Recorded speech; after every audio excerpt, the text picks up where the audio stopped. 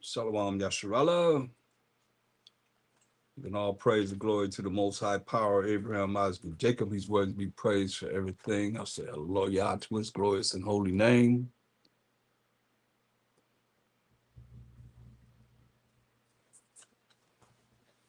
Shalom, Yahana. I called you on Messenger, but I get no response.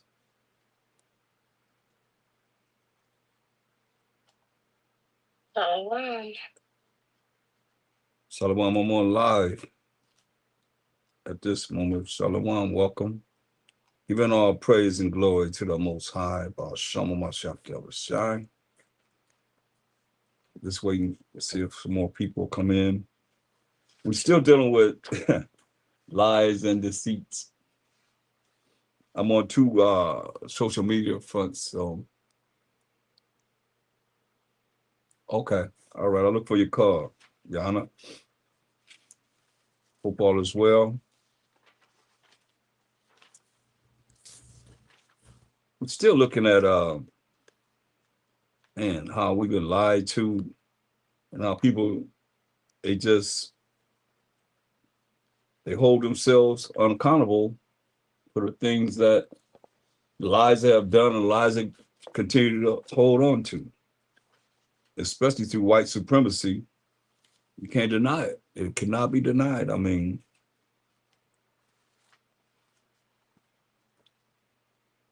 from where they came from, coming here and taking over everywhere, really. And the programming that was done to the whole world, you can't deny it. Because when you bring out certain things, at least I've seen through the spirit of the Most High, give all glory and praise to the Most High for allowing, us in these last days to see what we see, because it's pretty pathetic. It's pretty pathetic. And the way everybody has been like dumbed down You know, that's why I went a lot of times to Isaiah, the 47th chapter, the 5th verse, how the Most High told Esau to get thee in the darkness. And when he went into darkness, he put the people into um, gross darkness, gross ignorance. Darkness means ignorance and not knowing. And he put the people in gross darkness. Even we as Israelites, we cannot deny this. I'm not beyond the truth, because there's so many things like right now, and just looking at how the Most High in these last days are revealing that BAAL means LORD. Now, I just and through me bringing it out in the spirit, I got that footage of that lady, I suppose, was saying that she was born in the Illuminati and say that the Jewish people play like they're Jewish in the daytime, but when they come home, they worship Satan. And she was Epstein's niece. And she said they worship BAAL. So when you look at that, just try to keep it as simple as possible so it don't really be too deep. She said they're Satanists, she said they worship BAAL. And when you look up BAAL, it means LORD. Now, you're going to have those that they haven't so far, but I'm looking for those that's going to come with some explanation to justify still calling on BAAL, which is LORD. You see it? This is the Zondervan Compact Bible Dictionary. So now, this is a Jewish man that is responsible for this Compact Bible Dictionary, right? Zondervan. So they're saying here that BAAL represents LORD. So they put it in the Bible because they're responsible primarily of getting that money for the number one selling book in the world. But see, we can't get past the fact of it's in the Bible, and many things in the Bible, but our people still think that the Most High is a so-called white man. Hamashiach Yahushua is so-called white man. And they think that the Jewish people are the people of the book, right? So you got to look at that because there's something wrong with that picture. There's something wrong with the thinking. But they've done a great job of deception and deceiving the people, lying. That's why it's always I'm talking with Colossians 3:17, and whatsoever you do in word or deed, do all by Shalom Mashiach Yahushua, giving thanks to the Most High and the Father by Shalom Mashiach Yahushua. So you got to understand this. It's not only them, but they're part of the white supremacists. Because whenever they look at us, then they categorize us as the same, they call us Black Hebrew Israelites. Because we're a group. We're not a group, we're a nation. We're 12 nations that make up one nation. We are no group, no community, we ain't no organization, none of that. We are the 12 tribes of Israel. We are the people of the book, point blank. Nobody fits the prophecies that would happen to the 12 tribes of Israel but us. I haven't seen nobody break down Deuteronomy 28, 15th verse to the 68th verse and says them as a people, I'm saying. We the only people that fits, point blank. But we've been, brain polluted. I won't say brainwashed because Mashiach Shai said in St. John 15:3, now you are clean to the word which I speak unto thee. So we're not clean because we don't know the testimony of a Mashiach Yahushua as a people, I'm saying, because we haven't been taught him. The only way you've been taught him, if I say, okay, show me him in Isaiah, because he said he come in the volume of the book. And most people that are so-called, we might say religious, they have no clue. of Mashiach Yahushua being in the volume of the book. They have no clue because they've been lied to. Everybody been lied to. And to really think that you're going to follow someone that has had you in slavery and programmed you to think the way you think. That's why I say it's like, you can say whatever, but I know the last sentence of Revelation 18:20, when this came to me, I was like, whoa, it hit hard.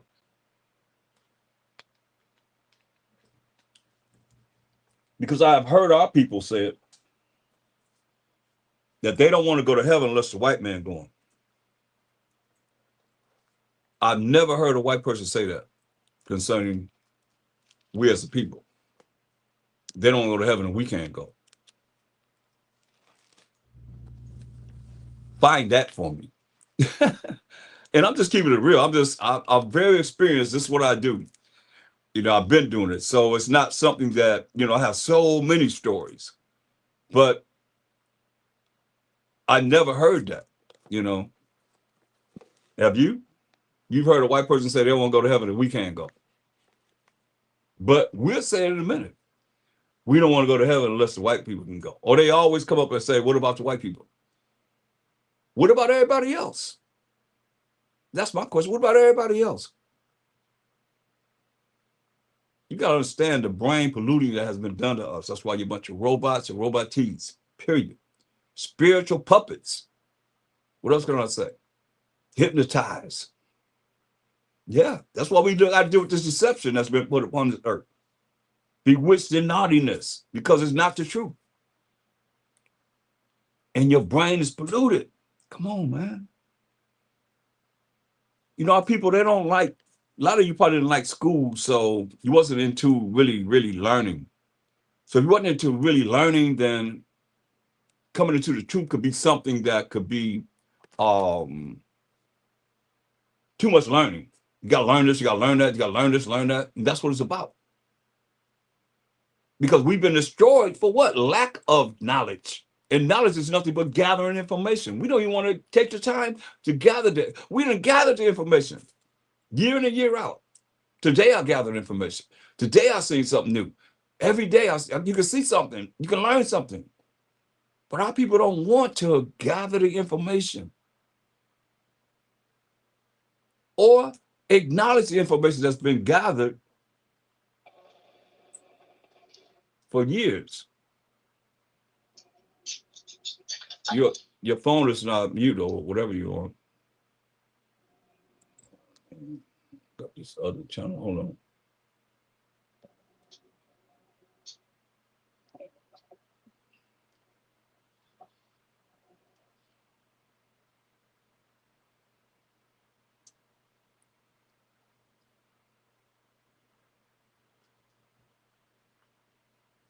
Okay, Salakia.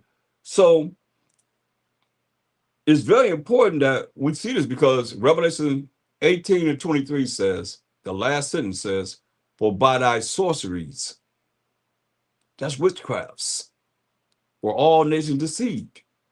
And we're looking at how we've been lied to, and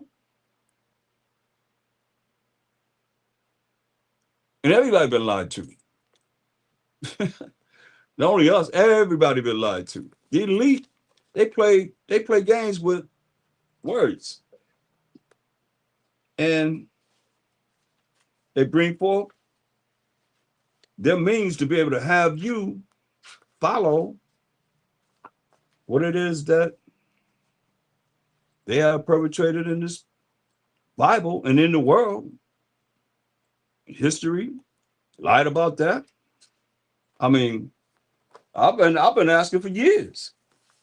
Prove that this is Jesus. They Jesus. That's what they believe. We say Mashiach Yahushua, but prove that this is Jesus. They're Jesus. Huh? Of the Bible.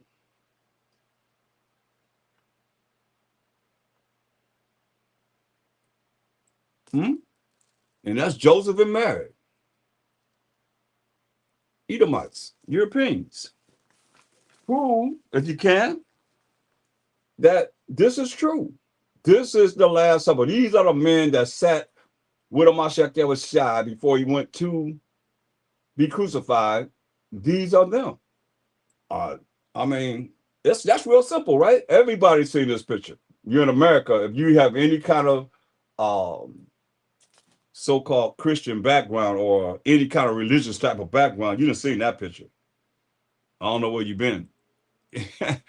Everybody done seen that picture, right? So that's what I'm saying. So these are the things that you say prove it isn't. Dub, where you come from? What world did you come from? Prove it isn't. What? You prove it is. I can prove it isn't. You know I'm gonna prove it isn't right quick. Look at this. Dub, whatever. You're gonna dub your butt out of here. That's what you're gonna do. Look, it's only 5 people in this picture. They're called the Borgias. You pay attention closely, because when you go to your mama's house today and you look at that picture on the wall, or in your house, you'll see there's only 5 people in this picture. This is Caesar Borgia right here. That's him right there. That's him right there. That's him right there. This is father that sits at the head of the table. Rodrigo Borgia, Pope Alexander VI of Rome. That's him right there. That's him right there. That's him right there. That's him right there. Here go his brother right here. Same image. Brother right here, right there. Same image. Right there, and right there. Here go his mother right there. Caesar Borgia, mother right there. And there was sister sitting beside him, Lucretia. Now you prove that they're real, that they're the people of the Bible. Dub, come on. Open your big mouth now. Prove me wrong. They're called the Borgia family. Come on, I'm waiting. I got it right here. So you can say who each one of these are. Show me what Matthew is. Point out Matthew of all these 13 imposters. Come on. His hair and his head was white. Feet as when it glows in the Look, I'm talking about, you just dealing with one, I'm dealing with the whole 13 imposters. That's the Borgia family. Come on. That's why I said, that's why we can't deal with y'all. You know, we can't hardly deal with y'all because y'all twisted, man. You know, you done twisted enough, dude. Yeah. You know, his mama too is in the picture, Johnny. Here goes his mother right here. Come on. That's a woman right there. That's his mother right there. All you gotta do is look at Showtime. Go to Showtime on YouTube and put the Borgias, Borgias. And you'll see they call them the first crime family. You know? They call them the first crime family, you know? So it is what it is. Like I said, everybody been lied to. That's a big lie. Let's deal with that lie first and foremost. Since Dub want to say that there were white people that represent a Mashiach Yahushua, man, y'all ain't anywhere in the world. Y'all got the second largest cancer in the land over there in Israel, man. What you talking about? You can't even live over there. What you talking about? Think about that. Put that in your membrane. How you look? Revelation 1:1. The revelation, skin cancer, man. Come on. From the sun, and y'all the chosen people of the Most High? How you get skin cancer from something that the Most High made that gives us vitamin D? And that's no knock on no one except for the truth. We dealing with the truth. Because we got to eat the truth for whatever we did. And here it is. Y'all got to eat the truth. Revelation. The revelation of Mashiach Yahushua. Revelation 1:1. Let's look at verse 14. This is basics. His head and his hairs were white like wool. So y'all, like I said, you know, I told y'all they lied. So what did they do? They took the Bible and I got a lot of Bibles around here. You know what I mean? Different Bibles. Matter of fact, I did a whole lesson, see right here, a TV show back there. One of them probably as a TV show, I said, look how they changed the Bibles up, straight up. This is King James Bible. Look what it said.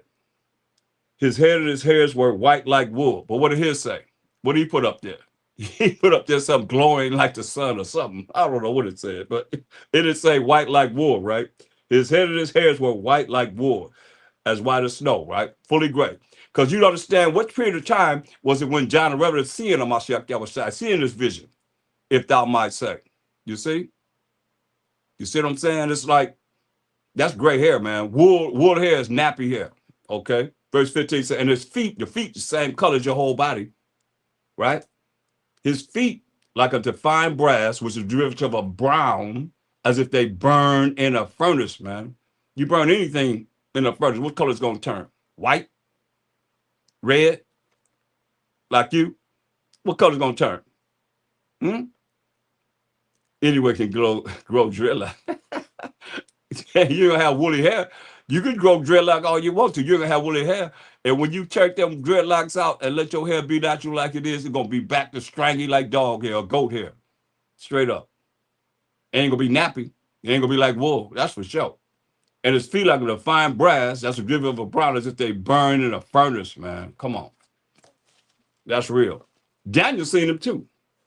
Daniel's, that's why I say we got to stop all these lies. See how the lies come in here? Perfect example, what I'm talking about. Come on. Deception and lies. Nah, your white supremacy ain't working no more here, bro. Daniel's 10, 5, and 6. Then I lifted up mine eyes and looked, and behold, a certain man clothed in linen. Daniel had a visit of a Mashiach that was sad, whose loins were girded with fine gold of Uphaz, the best gold. Listen, his body, that's your body. This is my body right here, my face right here, that's part of my body. See this hands right here? That's part of my body. See that hand right there? That's part of my body. Not no clothes, but he said his body also was like the beryl. So I looked up beryl in the Zondervan Compact Bible Dictionary, because y'all be trying to say his body was green. Nah, come on, man. We got to make this Bible make sense, right? I mean, I think so. What do y'all think?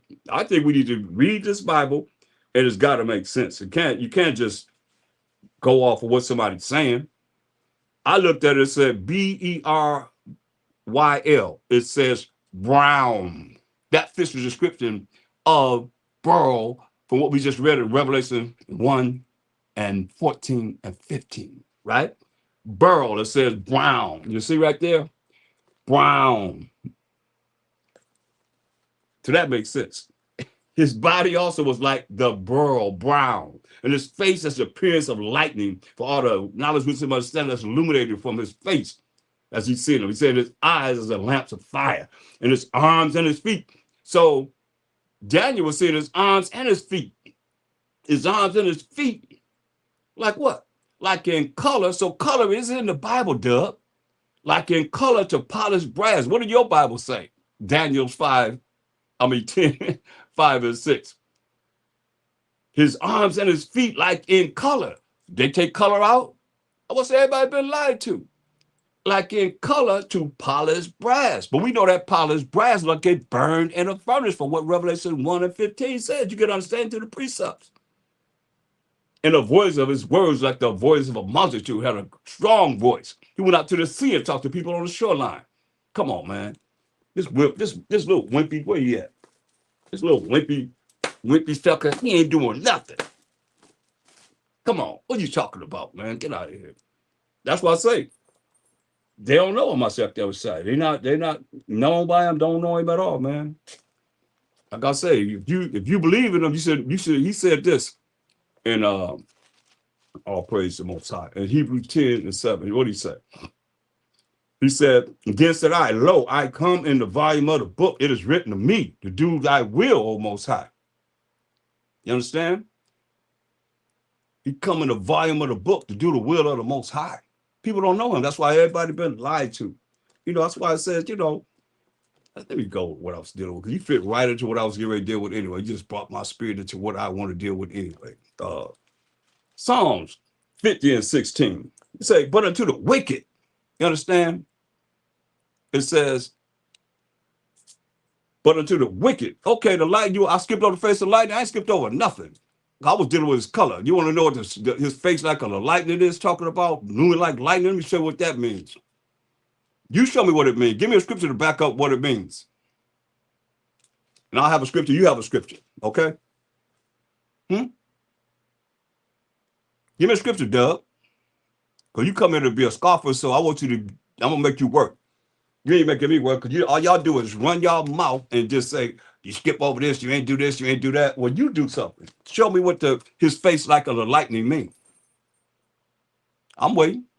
We all looking at you. I skipped over. You tell me what it means through the scripture. We go to understand through the precept. We're not dealing with, and I'm going to leave you alone, period.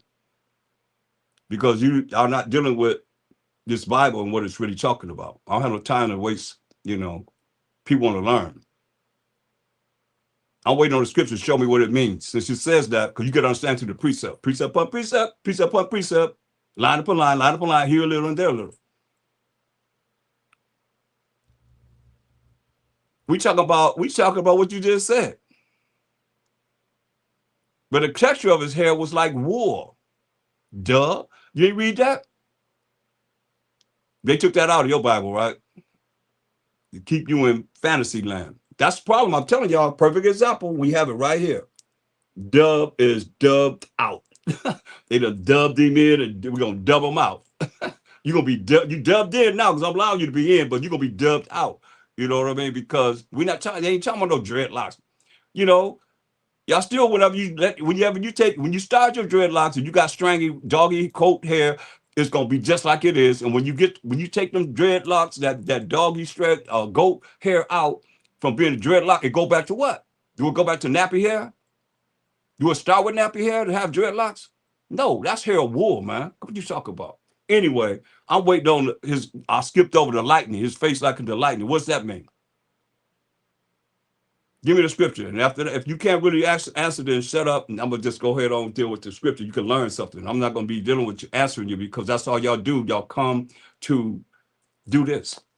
And you're not going to do this in my class. You might do it in somebody else's class. You ain't doing it in my class. But you fit right in what I'm talking about for deception. Y'all can see the deception. You come to do what? Here you are. The thief cometh not. John 10:10.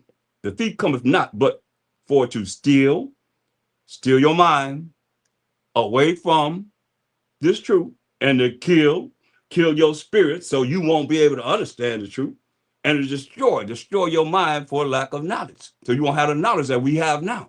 They don't want you to have this. That's why it's such a problem with we coming in this earth right now in these last days, bringing forth this truth as the last men to bring forth this truth and represent the most high power of Abraham, Isaac, and Jacob. Jacob being the forefather of the 12 tribes of Israel, who was Judah, Benjamin, Levi, Simeon, Zebulun, Ephraim, Manasseh, Gad, Reuben, Naphtali, Asher, and Issachar.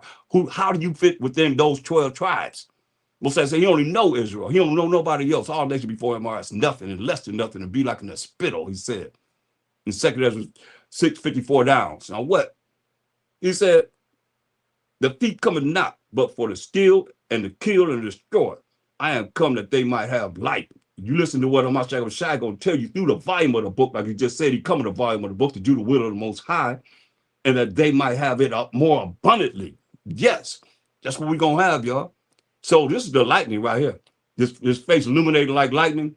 In Ecclesiastes 8:1, it said, who is as the wise man, and who knoweth the interpretation of a thing? A man's wisdom maketh his face to shine, and the boldness of his face shall be changed.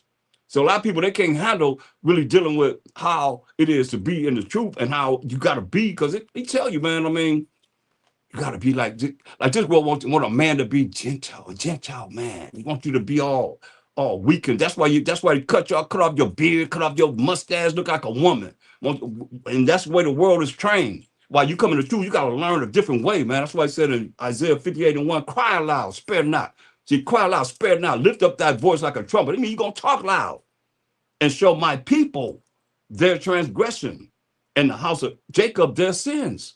That's what we're supposed to be doing. So other than that, man, you don't seem like an Israelite. So it's a waste of time for me to be wasting our people's time that they have and dealing with, that. Y'all can wait till I go to street teaching. Just join in on the Sabbath day. Sabbath day. Tune in on the Sabbath day. You'll be able to get all this that you see it right here that he wanted to perpetrate and bring forth. It'll be right there for you to see. That's why we have to in every way, shape, or form look at this in a real way of understanding. Like Mashiach would say, you come in the volume of the book to do the will of the Most High. So first and foremost, you open it up to show that, hey, y'all lied, man. Y'all bunch of liars. And we not the ones you can lie to. You might lie. You might go into Christian Insanity people. You might talk to them, and they might believe you since you probably a non-Israelite. I'll say it don't matter if you are Israelite or not. If you're in Christian Insanity or whatever you into, you lost. You need to listen and learn. And with that, we're gonna continue with our lesson here. We're going to Psalm 50 and 16, y'all. Psalm the 50th chapter, 16th verse. But unto the wicked, the Most High said, what hast thou to do to declare my statutes? You hear that? Say, what did you do to declare my statutes, or that thou shouldst take my covenant in thy mouth? Think about that. Because he say, unto the wicked, right? So who are the wicked? Job 9:24. Let's find out. Job 9:24. Look, Job 9:24. The earth is given into the hand of the wicked. So the earth was given to the hand of the wicked. He covered the faces of the judges thereof. If not, where and who is he? He covered the faces of the judges thereof. Mashiach Shai coming back to judge and make war, right? And he told the 12 apostles, not these imposters, that they're going to sit on 12 thrones judging the 12 tribes of Israel. So he covered the faces of the judges thereof. If not, where and who is? The wicked man covered the faces of the judges thereof. Until this day, y'all ain't never apologized for this lie. You know, you really think that the white man gonna come back and save us as the so-called Negroes and bring righteousness on this earth? Talk to me. He gonna come down to this earth and set righteousness on this earth and put us in a position better than what we in now. Because if that's the case, I mean, we might well forget it. I haven't found one that says yes. Our people, yes, they believe that. They really believe that. They really believe that. So it says, the wicked, the Most High, the earth is given into the hand of the wicked. He covered the faces of the judges thereof. If not, where and who is it? I looked in the go to the Apocrypha that the Protestants took out. I imagine why, because this is what they did. First Maccabees 3:48. It says, and laid open the book of the law. So the so-called white man opened the Bible, wherein the heathen has sought to paint the likeness of their images. Right? Isn't that deception? Come on. Now tell me this is real. The Most High, most of the Most High power of Abraham, Isaac, Jacob would put himself in the Bible looking like this. He's invisible power, but look what y'all did. See that? See that? What does it say? What does it say? It says, in the beginning, God created heaven and earth. So this white man created heaven and earth. The earth is given to the hand of the wicked. He covered the faces of the judges there, if not, when who is it? Come on. Who did it? I'm showing you pictures. You want more? I got a whole Bible full. Matter of fact, I got one that show all of y'all like Esau. Red, red, red, red. Hair red, everything's red. But, I mean, hey, why not? Why not? I mean, if you had a chance to rule, you're going to do, why not put yourself out there like that? This is it. This is all you got. That's why I said the thief come to what? Steal, kill, and destroy. That's what y'all have done. That's why Moses asking the question. He asking the question, you know? He's asking the question. Answer the question. He asking the question. Answer the question. But unto the wicked, the Most High said, what hast thou to do to declare my statutes, or that thou shouldst take my covenant in thy mouth? So a covenant is agreement, a contract that the Most High made with someone. But did he make this contract, this agreement, these laws, statutes, commandments, like he's saying, with everybody? Nah. He did not deal with that. He dealing with the covenant is with who? Psalms 105.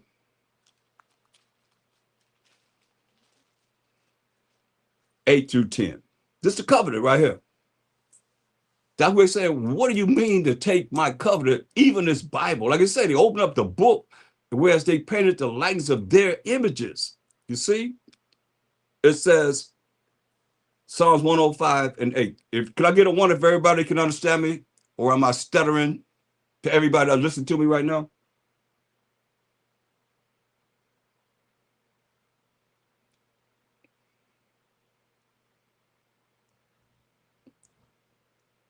So I don't know what you're talking about.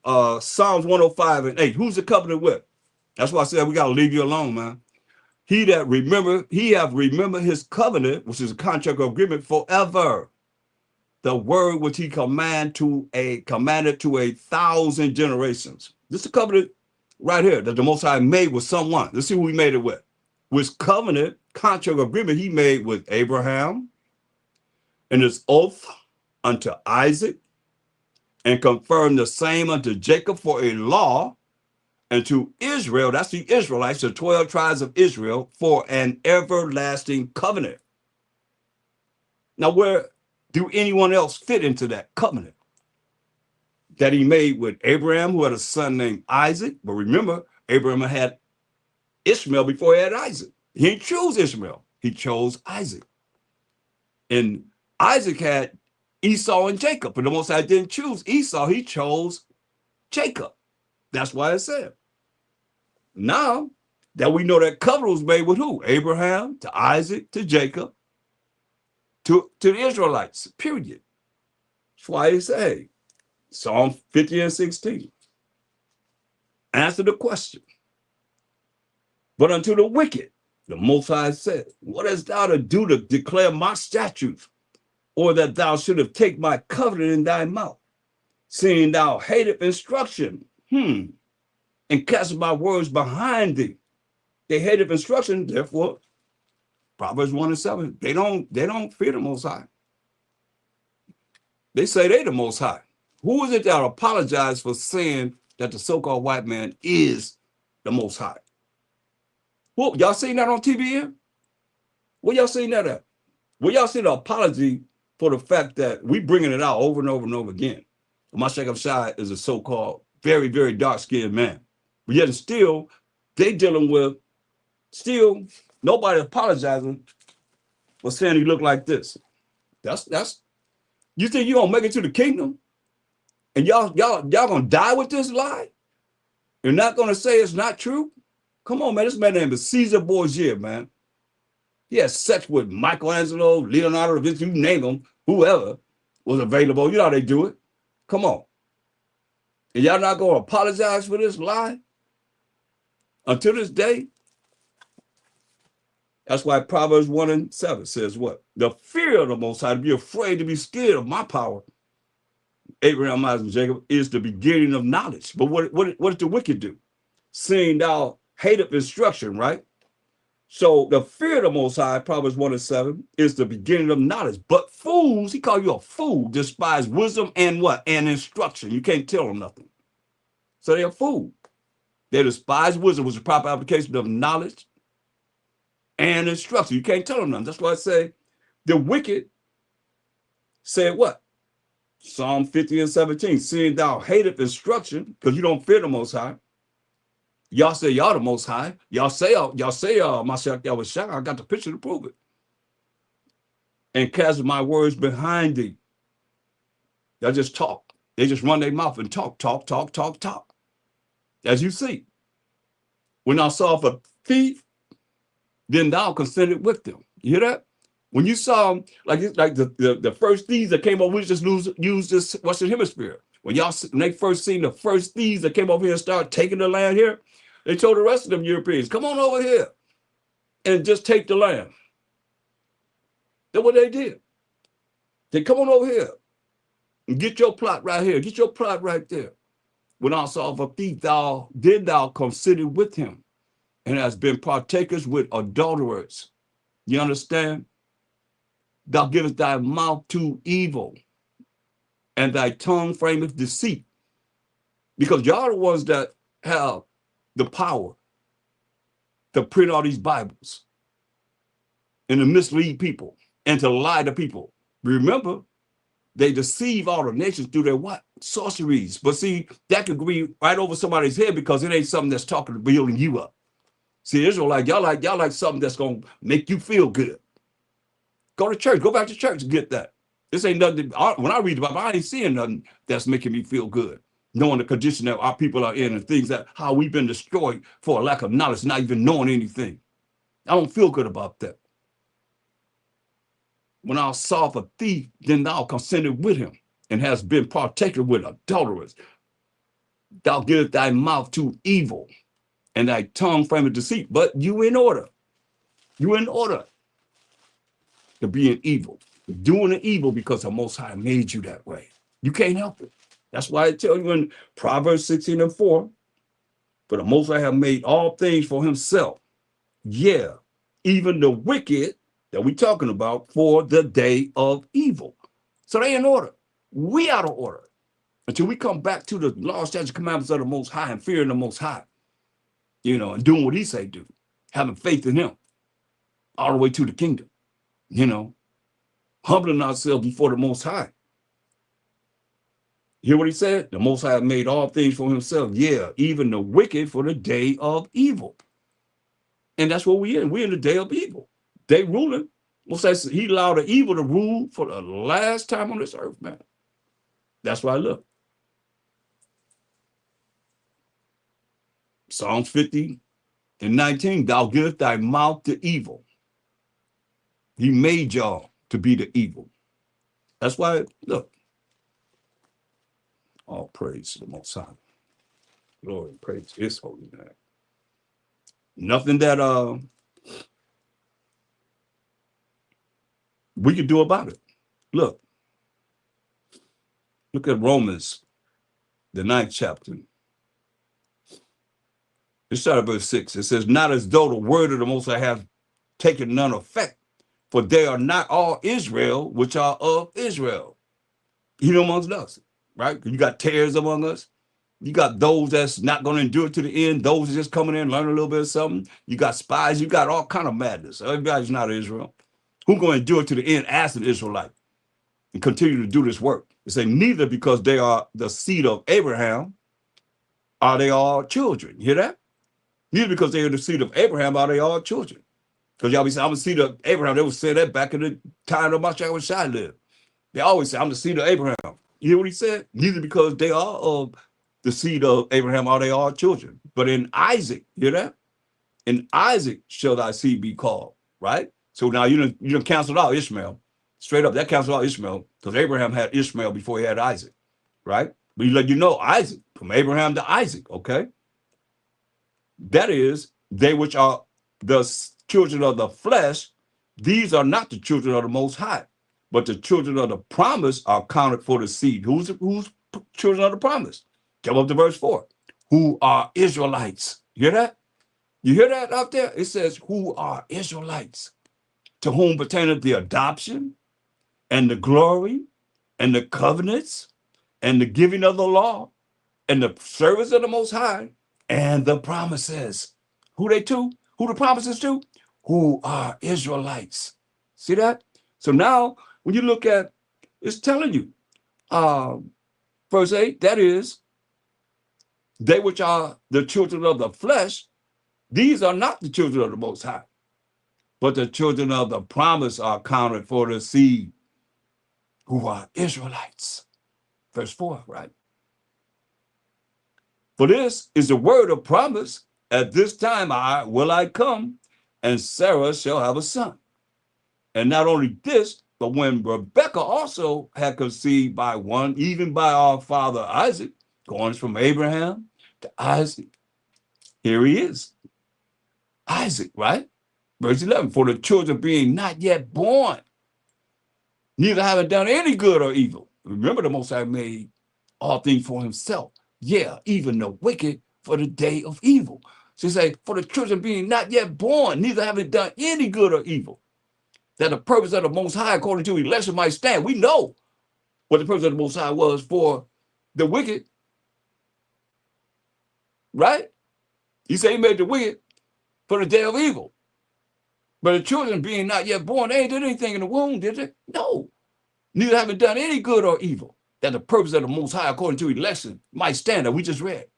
Not of works. They ain't did anything in the womb. They're just being created as a baby of him, but of him that calleth. That's the Most High making this call.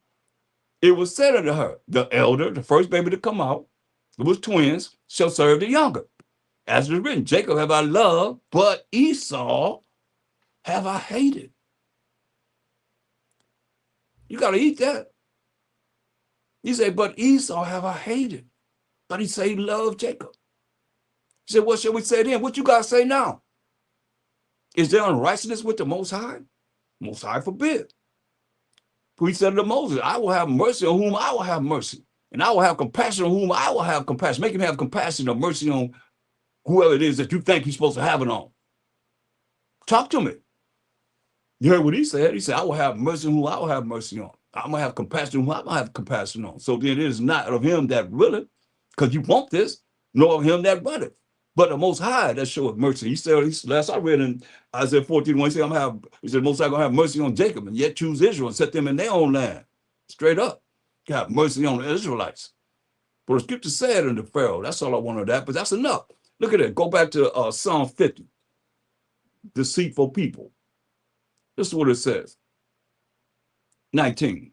Psalm 50 and 19. Thou givest thy mouth to evil, and thy tongue frameth deceit. Hear that? You give your mouth to evil, and your tongue frameth deceit. Christopher Columbus discovered America. Come on, man. Christopher Columbus never came to America. America named after Amerigo Vespucci, Daddy Demite. And y'all teach that in the schools. Come on, man. And over and over and over again. My Shekabashai birthday is on Christmas. 12/25. Come on. 12/25, man. You don't even want to know what y'all do. We go through that when we go through the Feast of Dedication, man. Man. Y'all was doing some handiest things on 12/25. You want to see what y'all did on 12/25? Let me show you what y'all did on 12/25. Every time y'all out there, especially you Christian Sandy people that's operating under the hypnosis and the deceit of these people. This is what they did on the 25th of the month. Man.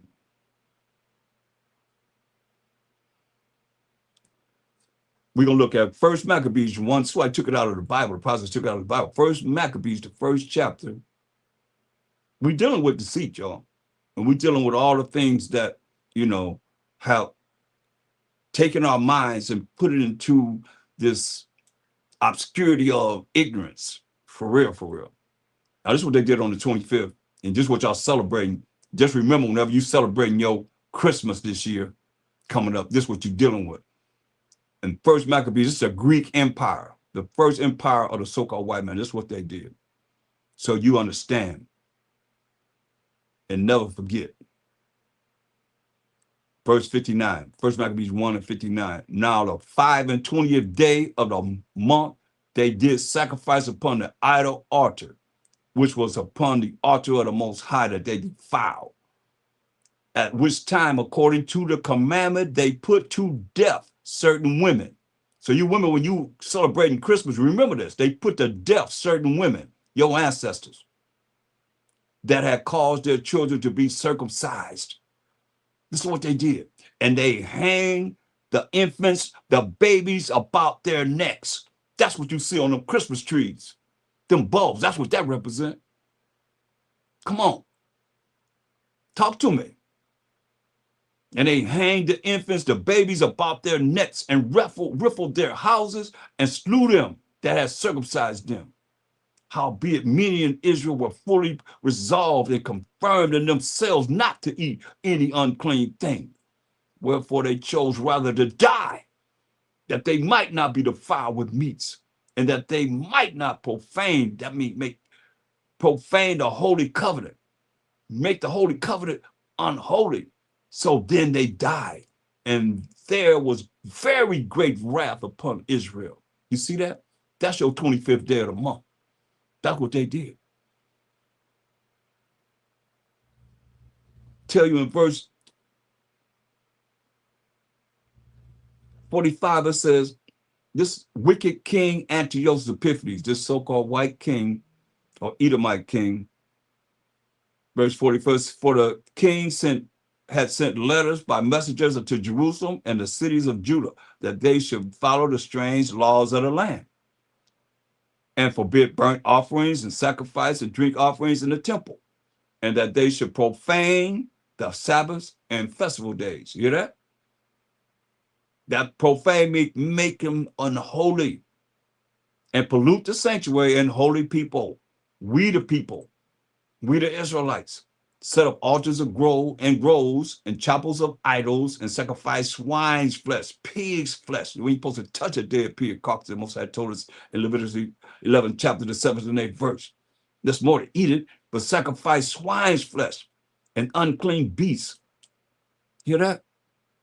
That they should also leave their children uncircumcised. So they killed the women on the 25th day of the month of your Christmas. This is what they did.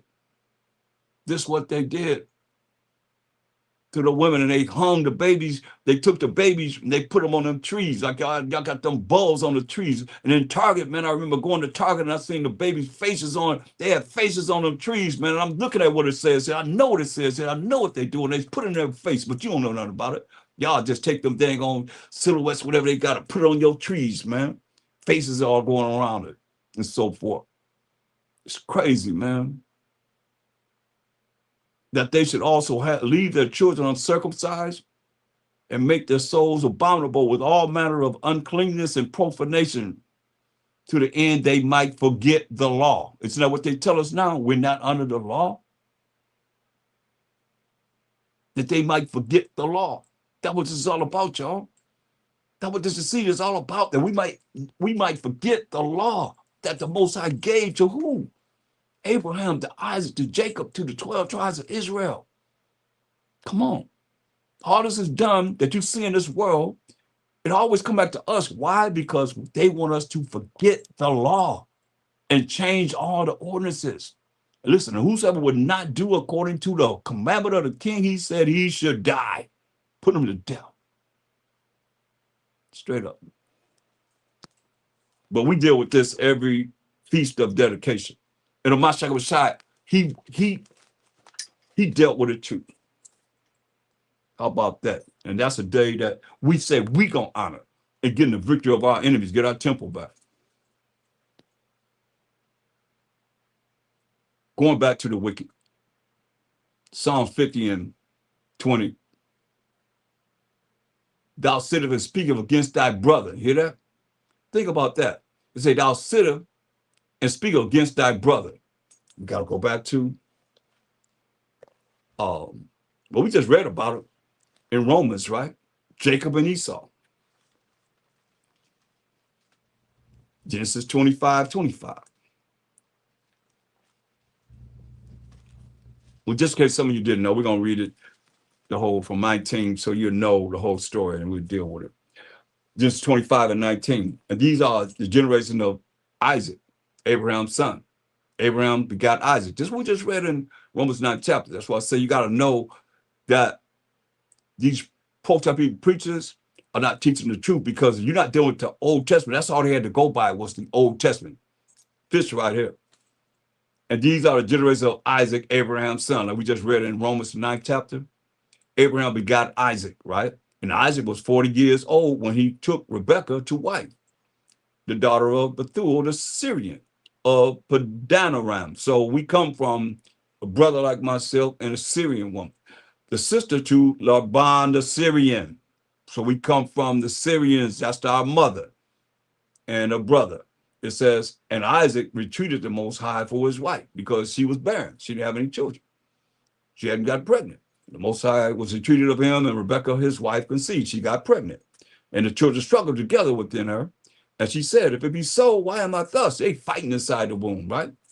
It says, and she went to inquire of the Most High. She went to the seer. That was before the prophet, just like a prophet, but it was called the seer first.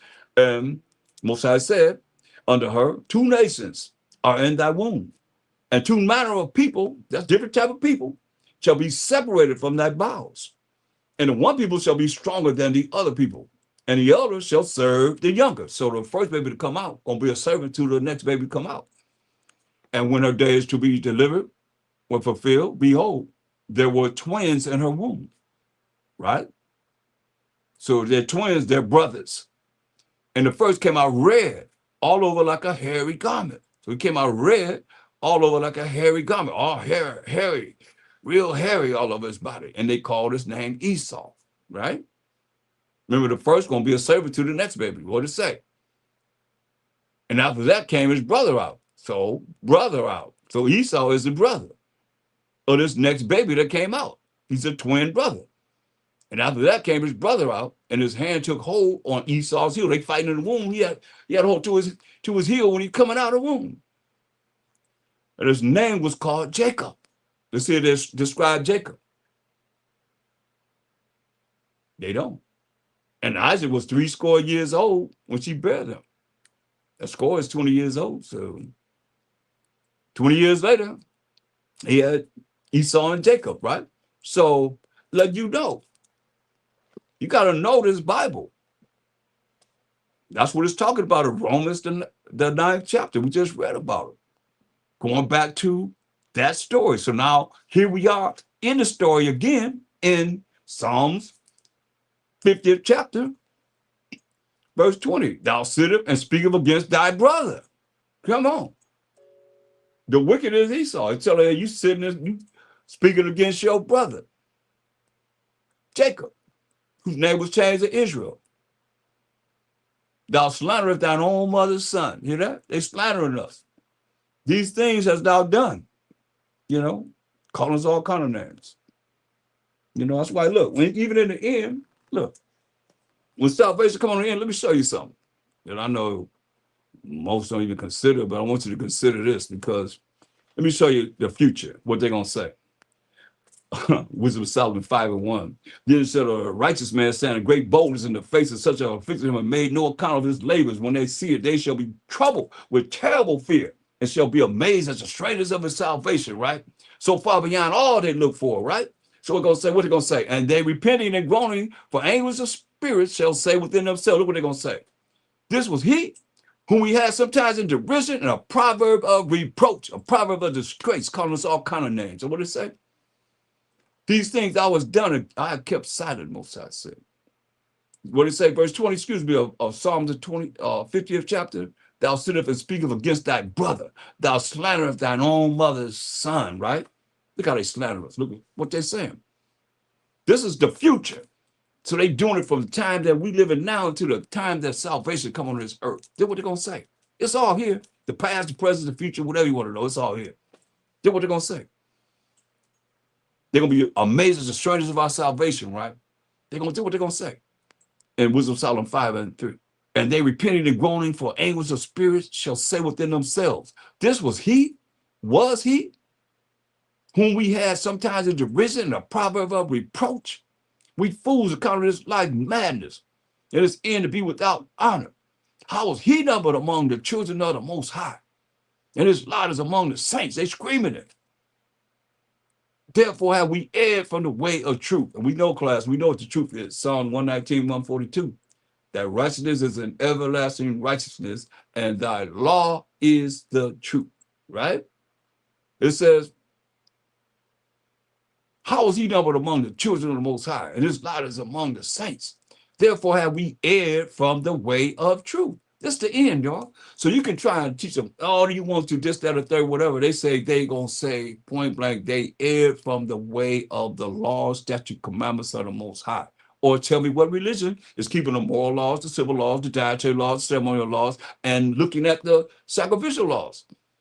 5 sets of laws. Who's doing it? As we are as Israelites. Nobody.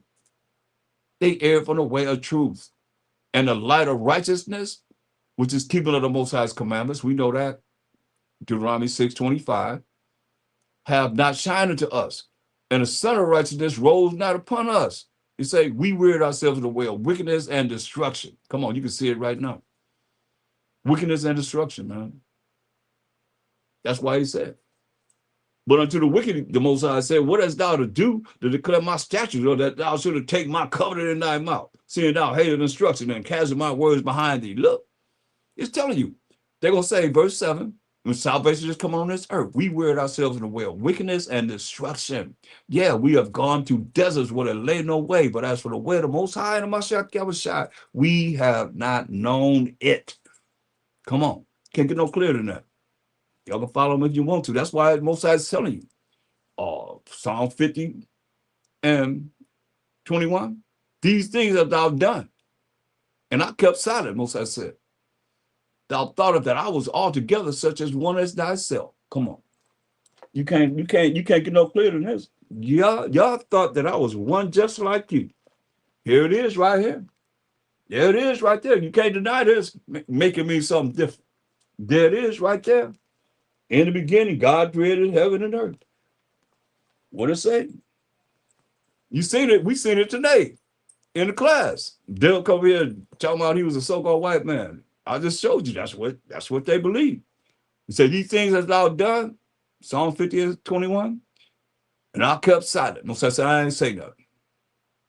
Thou thought that I was altogether such a one as thyself, but I will reprove thee and set them in order before thine eyes. That's what you see is happening right now. We're being set in order before your eyes. Now consider this, ye that forget the Most High. Any of y'all that forget the Most High, lest I tear you in pieces, he said, and there be none to deliver. Now you ain't gonna fear him? You're not gonna fear him? He said, consider this. You that forget the Most High, you that forget the Most High, you ain't gonna talk about the Most High, you ain't about him, you about yourself. Me, you better understand why it's so important to fear the Most High. He said, I consider this, ye that forget me. That's the Most High. That's what he's talking about right there. Lest I tear you in pieces, and there be none to deliver. That's why Hebrews 10:31, y'all know what that say, class. I know y'all know that by heart. It is a fearful thing to fall into the hands of living power. Yahweh. For real, man. You better understand. Don't get it twisted now. It's too many things been twisted. And now y'all all being out of shape, thinking that this man is the Most High or Mashiach Yahushua. They claim to be the children of Israel.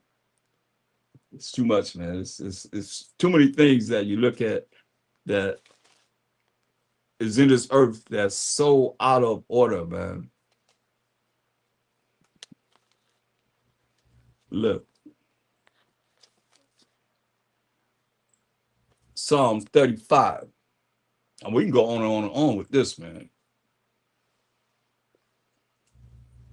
Psalm 35.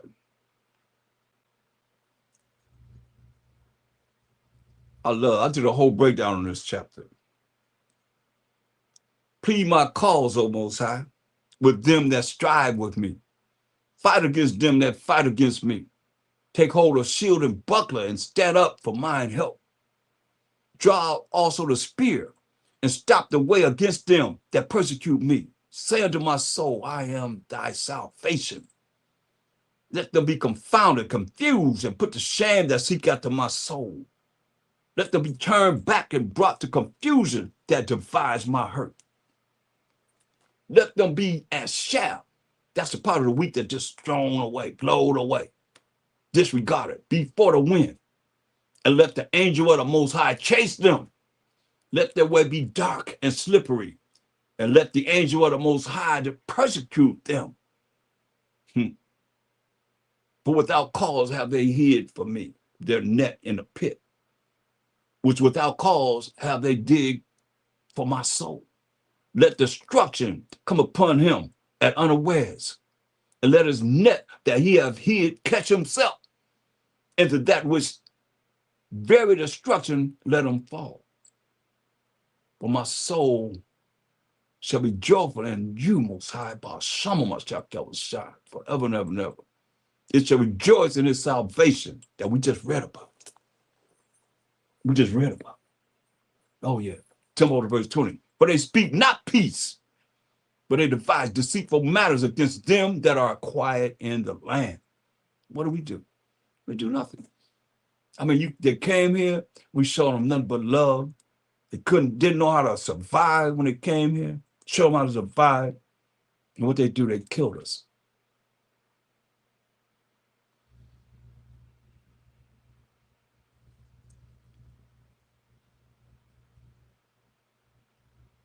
Yeah, they opened their mouth wide against me and said, aha, I have seen it.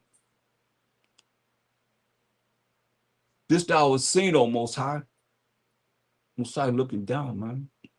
Keep not silent, O Most High. Be not far from me. Stir up thyself and awake to my judgment, even unto my cause, my power, and my power of powers. Bring it.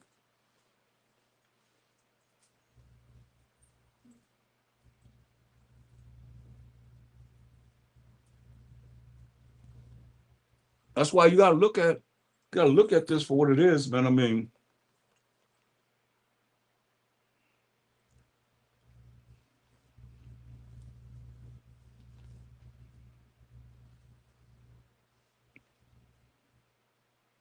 Most High's bringing it.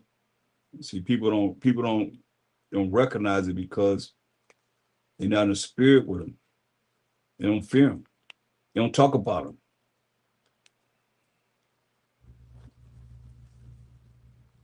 This is what you fighting against.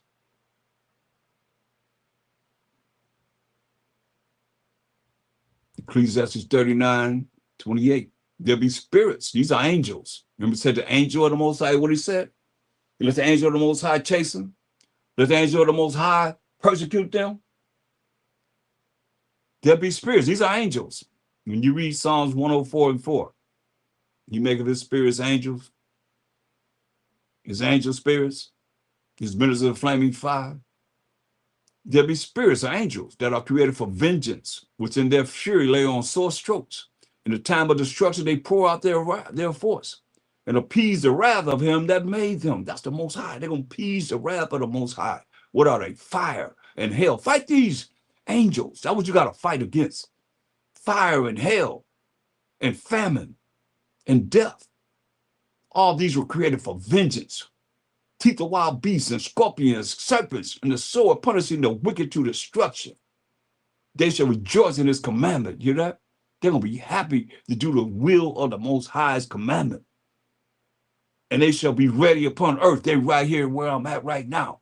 And they're right there where you at right now.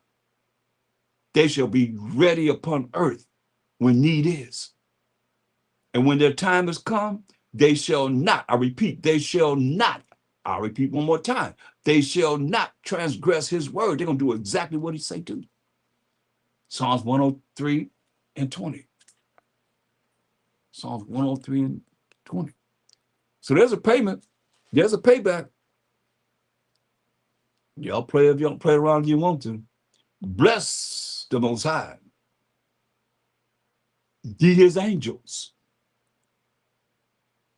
that excel in strength, that do his commandments. Hear that? That do his commandments. That's why y'all looking at man, but you got to deal with this. This is real here. Say, bless the Most High, ye his angels that excel in strength, that do his commandments. You hear that? Hearkening unto the voice of his word. Remember, they're not going to transgress his word. Bless ye the Most High. All ye his hosts, his angels are called hosts too. Ye ministers of his that do his pleasure. You see that? So the angel going to do what he say do.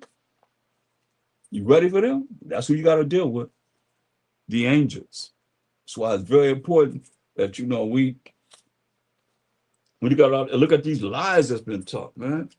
You open up the Bible and painted their pictures of Mashiach Yahushai, the Most High, or Mashiach Yahushai. That's deceit. That's lies, man.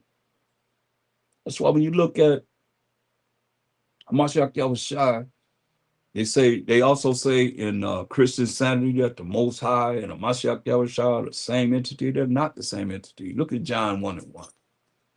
They're not the same. St. John 1:1. See, they lied about everything, pretty much. It's white supremacy. Why not? Knowing that, there's no mercy from the Most High. In the beginning of the Bible, Genesis 1:1, was the Word. And the Word was with the Most High. It's amazing how Christian sanity people take this scripture and they twist it to mean something altogether different. If I read it like it's written, think about this. All that have ears to hear. And if you could see, if you go to John 1:1, look how they wrote it. In the beginning was the Word, and the Word was with God, and the Word was God. The same was in the beginning with God. So the same was in the beginning with himself. Make that make sense. The same was in the beginning with himself. Help me out. In the beginning was the Word, and the Word was with God, and the Word was God, and the same was in the beginning with himself, God. That makes sense? But they'll say, yes, that makes sense to them. It should be, in the beginning was the Word, and the Word was with the Most High, and the Word was a Mashiach Yahushua. The same was in the beginning with the Most High. Mashiach Yahushua was in the beginning with the Most High. You see, I don't lie to say it's this doctrine now that Mashiach Yahushua is the Most High is the Mashiach Yahushua. So let me ask you one question. I'm going to ask you over and over again until you give me an answer, because I asked it a few times. But I've been on the street and they said, the answer was yes. And I asked them, so you're telling me that the so-called white man killed the Most High? And they say, yes. That's how indoctrinated that they've been in really thinking so, I mean, that's the grossest of the grossest darkness. To think this, that the so-called white man killed the Most High. And they say yes. Something wrong with that. But here it is. We in it. The same was in the beginning with the Most High. The all things were made by him in verse 3. And without him was not anything made that was made. Come on. Ephesians 1 and 3. Ephesians 1 and 3. Let's kill that lie right quick. They're not the same, yo. Don't believe that. You have to make this make sense. I mean, when you read the Bible, it has to make sense. You can't just regurgitate something that, even what I'm saying. You got to read these scriptures. Go learn these scriptures, man. Ephesians 1 and 3. Look what it says. Blessed be the power and Father of our power, Mashiach Yahushua. Blessed be the power and Father of our power, Mashiach Yahushua. I mean, how is it that he is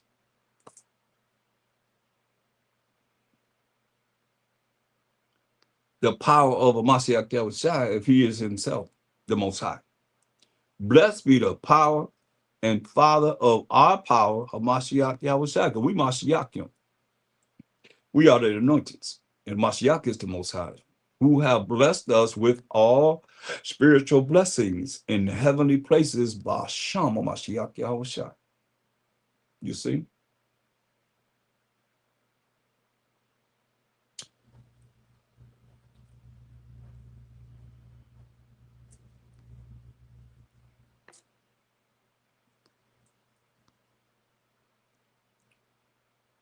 First Corinthians 11. 1 Corinthians 11. 11th chapter. They're not the same, man. 1 Corinthians 11 and verse 1. It says, be ye followers, 1 Corinthians 11 and 1. To be ye followers of me, even as I also am of Mashiach. Because you know that he was Mashiach when you read 1 Corinthians 3:23.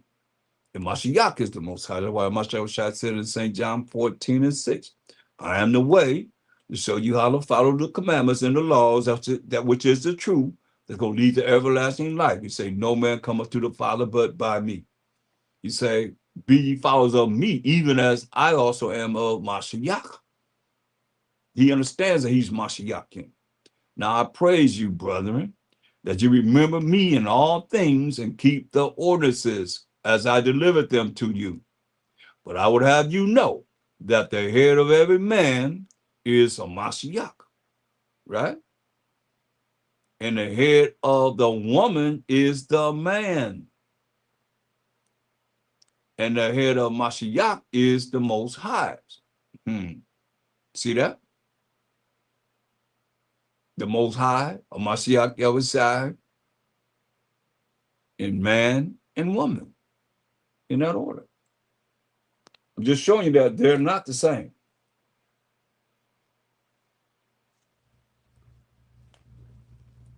Let's look at Acts, the 13th chapter. I believe. And 24. Acts 13 and 24. Ask the question, who was John the Baptist baptizing? Let's find out. When John, who was John the Baptist, Mashiach's cousin, had first preached before his coming the baptism of repentance to all the people of Israel. You see that? He preached before Mashiach's coming the baptism of repentance to all the people of Israel. How do you get everybody out of that? How do you get everybody out of that? You can't. Go back to John, the first chapter.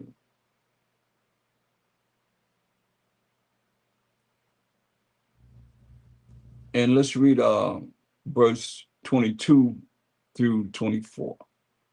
It says, John, the first chapter, verse 22.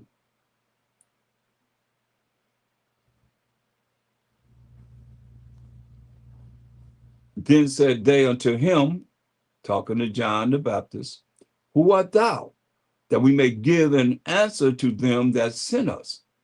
What sayest thou of thyself? He said, I am the voice of one crying in the wilderness. Make straight the way of Hamashiach Yahushai, as said the prophet Isaiah. And they which were sent were of the Pharisees, right? So now, what is he saying? That's why, if he's saying that, what he say? How is it that these preachers that claim to be able to teach this New Testament cannot deal with what he's saying? Because there is no New Testament. It's only the law and the prophets. So he's given an understanding of what the law and the prophets is bringing about in the New Testament. So he said in verse 23, he said, I am the voice of one crying in the wilderness. Make straight the way of Mashiach Yahushai, as said the prophet Isaiah. So you got to know where that's at. And that's in Isaiah, the 40th chapter, the 3rd verse. This is what he quoted from. This is what was prophesied to happen. And here he is, right here, saying it just like it's written.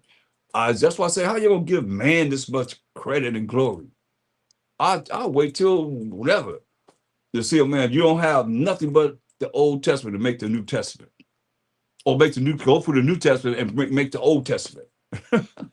Make it easier for you. Take the New Testament and precept it to the Old Testament. Because that's what he's quoting right here in Isaiah 40 and 3. The voice of him that crieth in the wilderness, John the Baptist, prepare ye the way of a Mashiach Yahushua, make straight in the desert a highway for our power. There it is right there. Go to Matthew, the 17th chapter. I mean, there's so many scriptures. I mean, you've been lied to, man. That's one big lie that's really prominent right there. Matthew 17 and 5.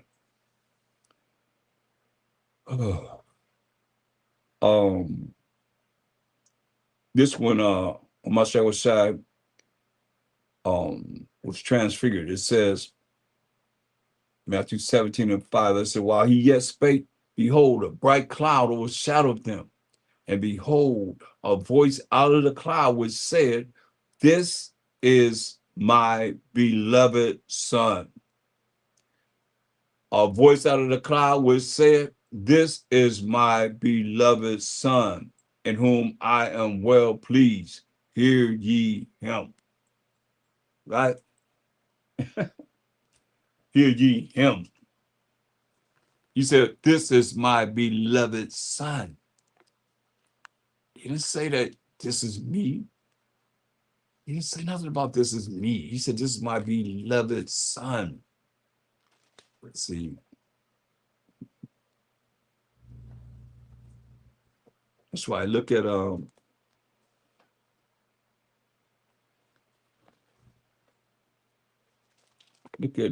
Deuteronomy 18:15 and 18:18. Deuteronomy 18:15. The Most High thy power will raise up unto thee a prophet from a midst of thee, of thy brethren. You have to be an Israelite, like unto me. Unto him ye shall hearken. That's what the Most High just said. Did he say, hear ye him? This is my beloved son, hear ye him? Verse 18.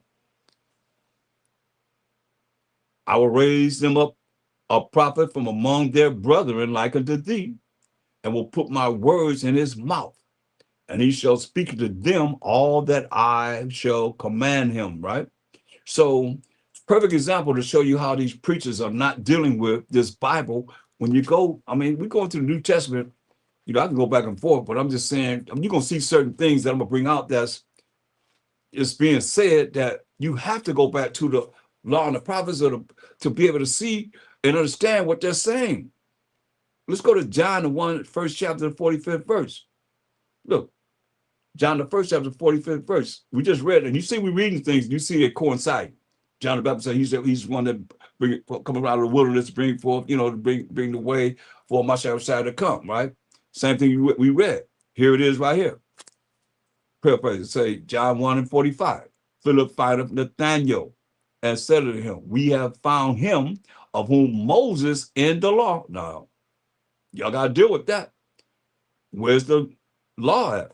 The first 5 books of the Bible, right? What did he say? We have found him of whom Moses in the law and the prophets did write. Mashiach Yahushua of Nazareth, the son of Joseph. That's another chapter. The son of Joseph. Now, that's what the apostle said. Philip said, the son of Joseph. You hear what he said, though? We have found him of whom Moses in the law, we just read it, in the law, Deuteronomy 18:15 and 18, those verses. We have found him of whom Moses in the law and the prophets did write, Mashiach Yahushua of Nazareth, the son of Joseph. That's another lie they said, they brought out. Now, Matthew,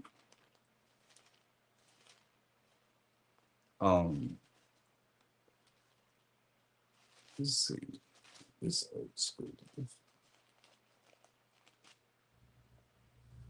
17:5 again. While he yet spake, behold, a bright cloud, which is a chariot, overshadowed them. And behold, a voice out of the cloud which said, this is my beloved son. This is my beloved son, in whom I am well pleased. Hear ye him. You know what's so crazy? Look at John 3:16. Y'all know that. I mean, the Christian Sunday people, y'all know that scripture by heart. And think about what it says. Think about what it really says. I mean, he said, this is my beloved son. Hear ye him, right? Look what John 3:16 says. For the Most High so loved the world that he gave his only begotten son. Come on. That he gave his only begotten son. That he gave his only begotten son. How can he be the Most High if he's the only begotten son of the Most High? You know, I mean, it makes no, I don't know, it's like, say whatever. Remember, they deceive all the nations through their sorceries, witchcrafts. What y'all think? Because it say for the Most High, you know, I don't use that word G-O-D because that's a Germanic word that the Europeans created. And you spell it backwards as dog, and we call them dog, and they took the word dog and spelled it backwards, came up with God. And here it is, right here. Everybody's saying it. You still calling on them. regardless, frontward, backwards, whatever. It's still, you still call it on them. For the Most High so loved the world of Israel that he gave his only begotten son. Come on, don't y'all see that? Only begotten son. Only begotten son. He's the only begotten son. That's an angel. Now, as he was an angel in the beginning, that's why you look at, he was in the beginning with the Most High, created all things by Mashiach that was said, look, y'all got to see this. Hopefully you will. Hopefully it won't go past, where he says only begotten son. Look at Hebrews 1 and 5. Are y'all with me? Are y'all still here? I mean, I see people coming and coming and coming and coming and going. Y'all steadfast here. But over here, can y'all still hear me online?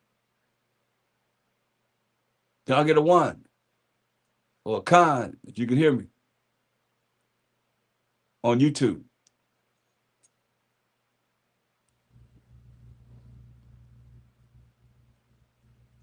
Anyway, for those that can't hear, Hebrews, the first chapter, and verse 5, it says,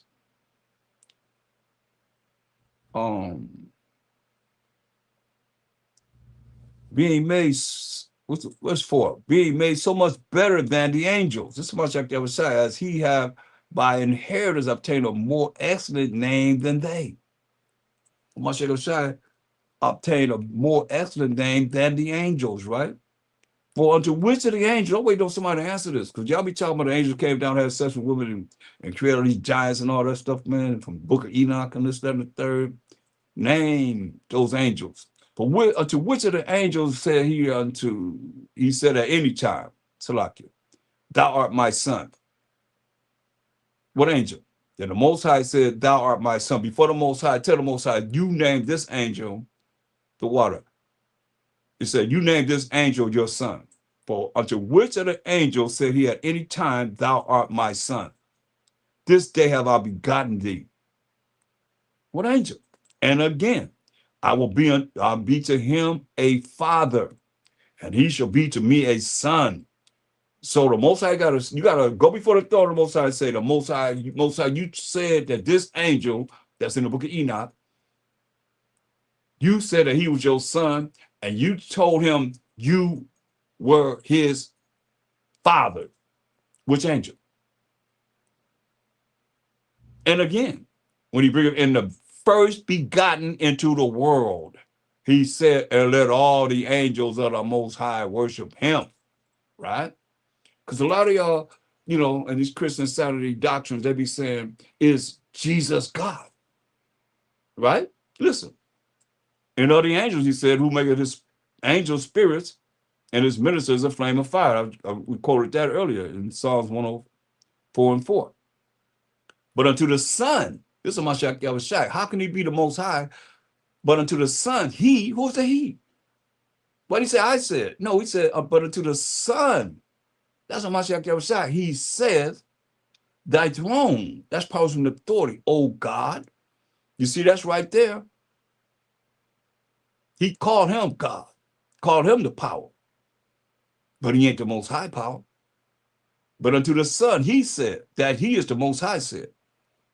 Thy throne, O God, O power, is forever and ever. A scepter that's power from the authority of righteousness is the scepter of thy kingdom. This is what it says. Thou lovest righteousness and hateth iniquity. Okay, let me ask you a question. Do the Most High have a power over him? Do the Most High have a power that's over him? Because it says here, y'all want to say the Most High is the Mashiach Yahushua, Mashiach Yahushua is the Most High. Y'all ain't answering no questions, though, when we come to break down these scriptures.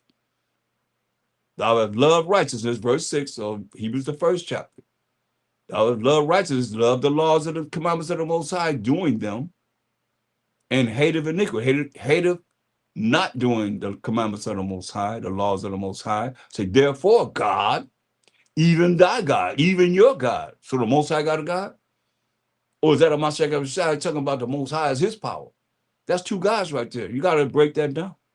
Therefore, God, even thy God. Therefore, Most High, even your Most High, even your power. Huh? Therefore, Most High, there's a power in the Most High. Even Mashiach, even thy power, even your power. See, these things, you're stuck. How you going to make them the same with that? Therefore, God, even thy God. Therefore, Hamashiach Yahushai, who is called the power right here, even thy power, who is the Most High, have anointed thee with the oil of gladness above thy fellows. That's what it's telling you.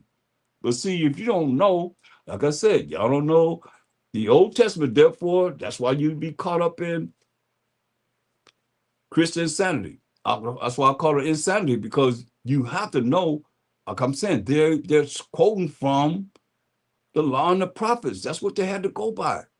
No more, no less, man. And if you don't know that, then you just stuck. Stuck. Look, Psalms, man, 45. And it's heartfelt because, you know, you don't want our people, I don't want our people to be lost and caught up in all this sorcery that they have on this earth right now.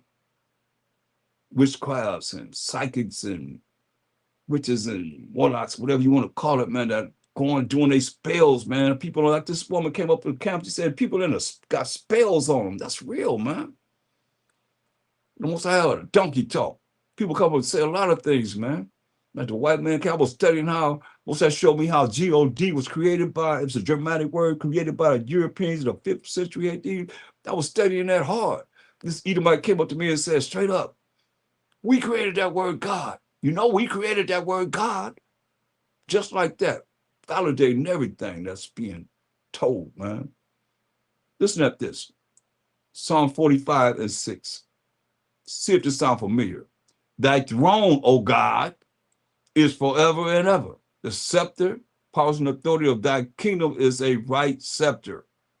Sound familiar? Thou lovest righteousness and hateth wickedness, which is iniquity. Therefore, God, thy God. God asked, the Most High have a power over him? No. But the Mashiach is called God or the power. That's all I mean. Allah power. Your power. Therefore, Mashiach Yahushua as God, as the power, thy power, your power, have anointed thee with the oil of gladness above thy fellows.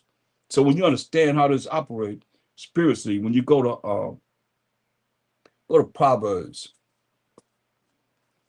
been lied to, man. Proverbs 30.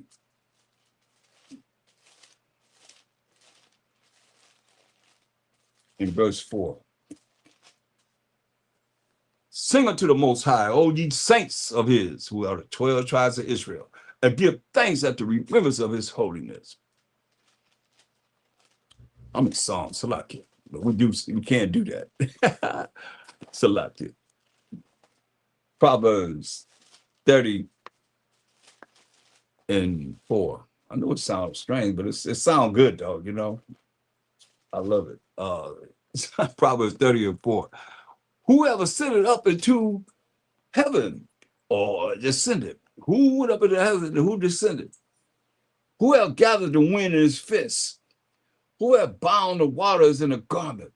Who have established all the ends of the earth? What is his name? And what is his son's name, if thou can tell? What is his name and what is his son's name, if thou can tell? Oh, y'all can go to Exodus 4:22, huh?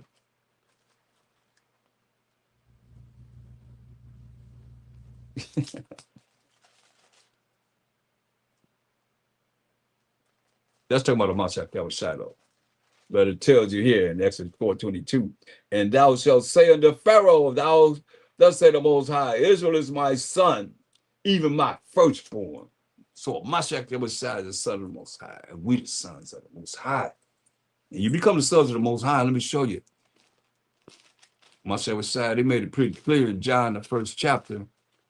We've been there a lot today, huh? John, the 1st chapter,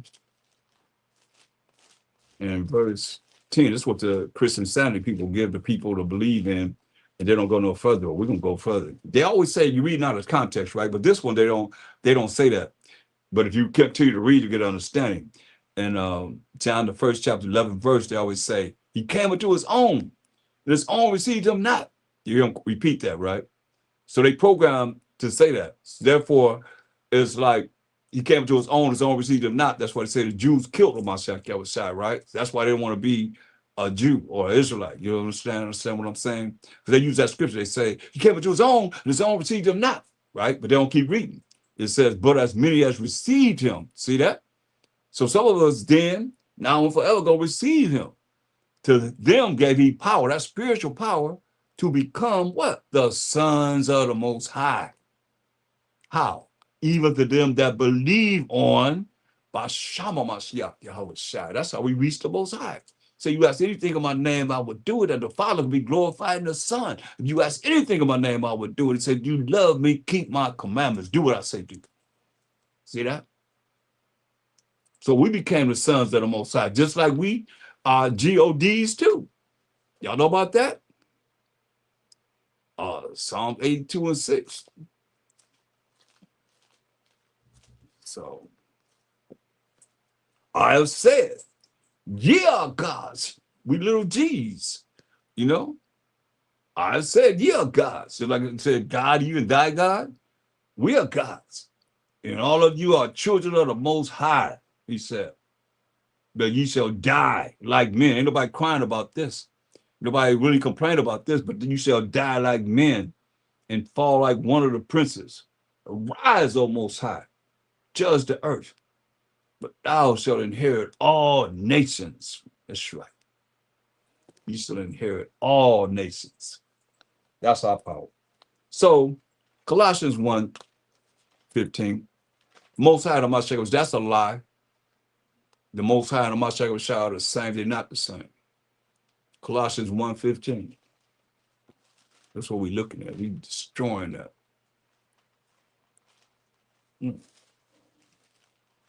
Colossians 1:15.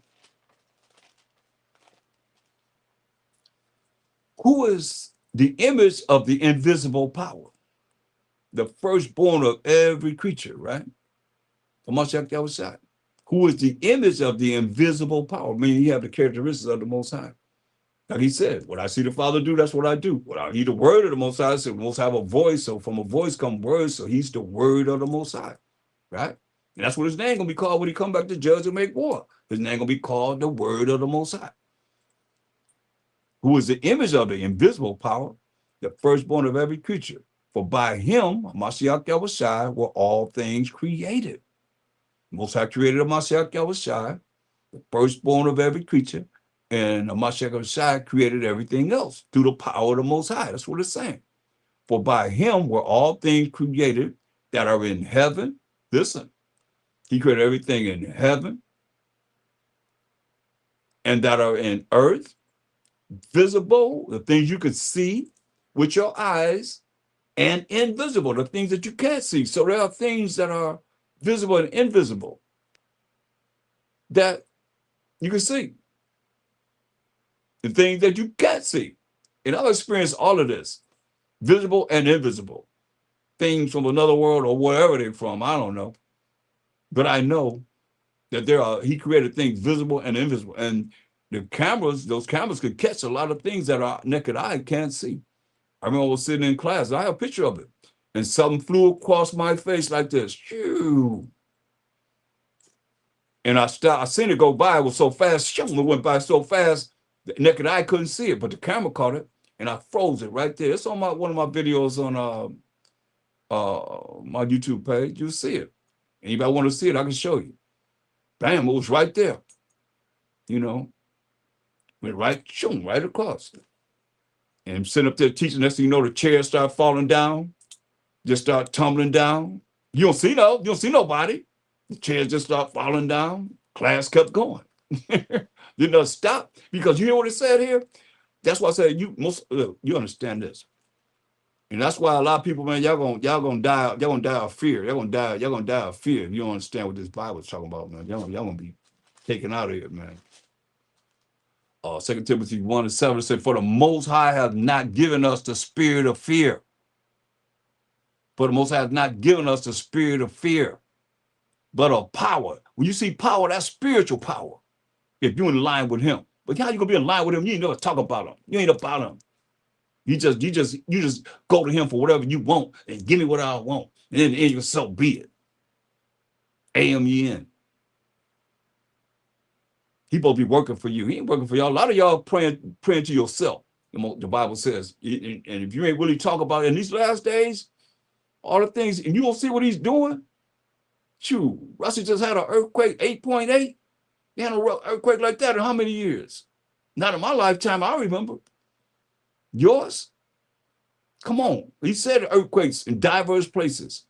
And that place where that earthquake hit, it was like a Hebrew name. You know, we ruled Russia until about 1861.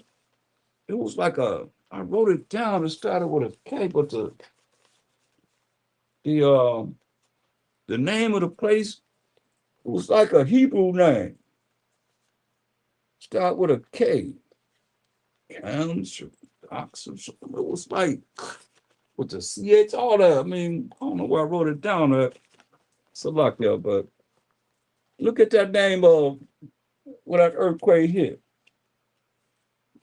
Man, y'all better recognize.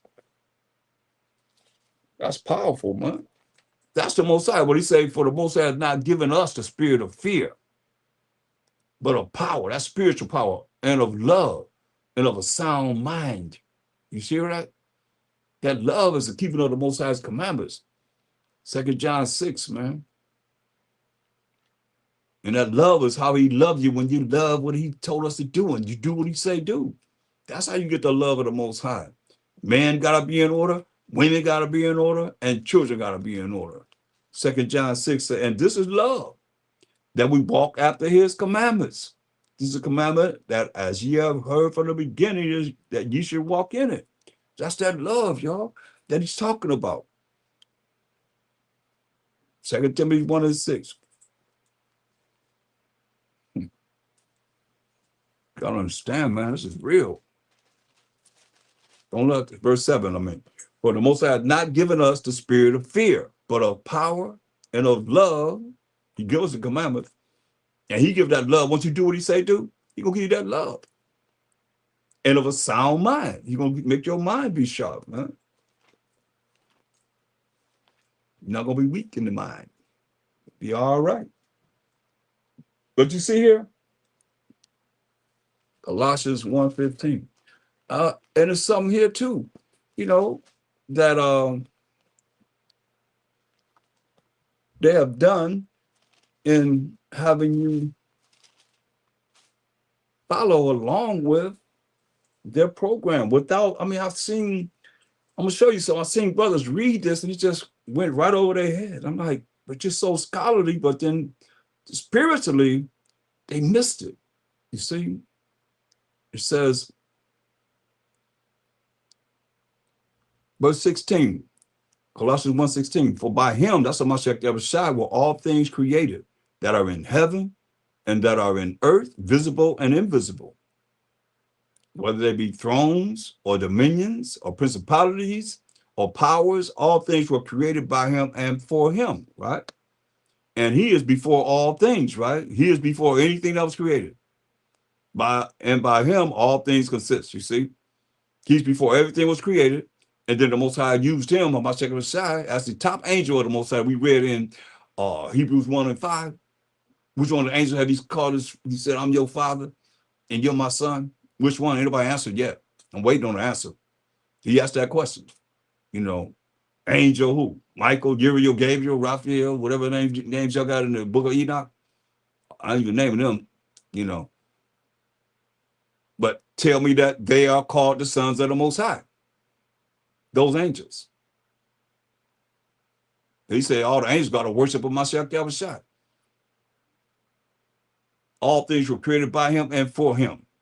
Verse 15, I want to key on this. It says of Colossians, the first chapter, who is the image of the invisible power, the firstborn of every creature, right? Now let's look. That means that he would have to be The very firstborn, right? The beginning of the creation of the Most High. Wouldn't you say that? Would you agree with that? Yeah, please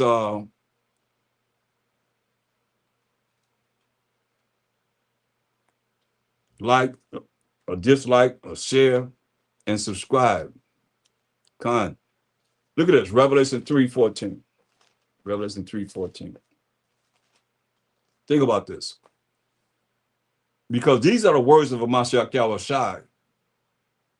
And you gotta allow yourself to hear what's being said here, since it told you that in verse 15 of Colossians, the first chapter, who is the image of the invisible power, the firstborn of every creature, right? The firstborn of every creature. So he the first before anything, right? But listen to what it says here in Revelation 3:14. And unto the angel of the church of the Laodiceans write, these things said the Amen. These are words of a Mashiach Yahushua, the faithful and true witness, the beginning of the creation of the Most High. You hear that? Amen is the beginning of the creation of the Most High. What y'all think? You think Mashiach Yahushua would tell you to give him all praise and glory and honor at the end of a prayer that you praying to the Most High? When he told us in Matthew 6:9, after this matter, pray ye our Father, which art in heaven. They asked him how should they pray. He's not in heaven. He's right on the earth saying that in Matthew 6:9. After this matter, pray ye our Father, which art in heaven. Hallowed be our Father prayer, right? Our Father, which art in heaven. How can you say just pray to me? You ain't got to pray. You ain't got to look up into heaven. You got to pray to heaven. Just pray to me. I'm here with you. Think about that. I mean, it's so ignorant when you think about all the ways, and we can go into this to show you that you've been lied to think that a Mashiach Yahushua is the Most High, and the Most High is a Mashiach Yahushua. You've been lied to, straight up. No and ifs or buts about it. But listen, it says, and unto the angel of the church of the Laodiceans, right? These things said the Amen, the faithful and true witness, the beginning of the creation of the Most High. Come on. The faithful and true witness. Look, Mashiach Yahushua is faithful and true. He come back and judge and make war. Revelation 19:11. And I saw heaven open. John the Reader seeing a vision, seeing heaven open, and behold, a white horse, that's righteous power. And he that sat upon it was called faithful and true. That's Mashiach Yahushua, or is that Amen? And in righteousness, he does judge and make war. Huh? So y'all think in y'all wildest dreams that Mashiach Yahushua would tell you or anyone to give him all homage that you done pray to the Most High. You said Basham Mashiach or Basham Yahushua Mashiach in your prayer, and then you're gonna give him more homage as Amen? Huh? Understand this goes back, they inserted that in there, and it goes back to the Egyptian god, Amenra. That's their top god. Goes back to, most people are asked, do you know that Zeus had a last name, and what is it? They can't tell you. Because these are mysteries up in here to the Most High that's coming out in these last days. I'm trying to tell y'all, man, you got to understand, man. That's why Hosea 5:15 says, Most High said, I'm going to go to my place till we acknowledge our offense and seek his face. In our affliction, we're going to seek him early.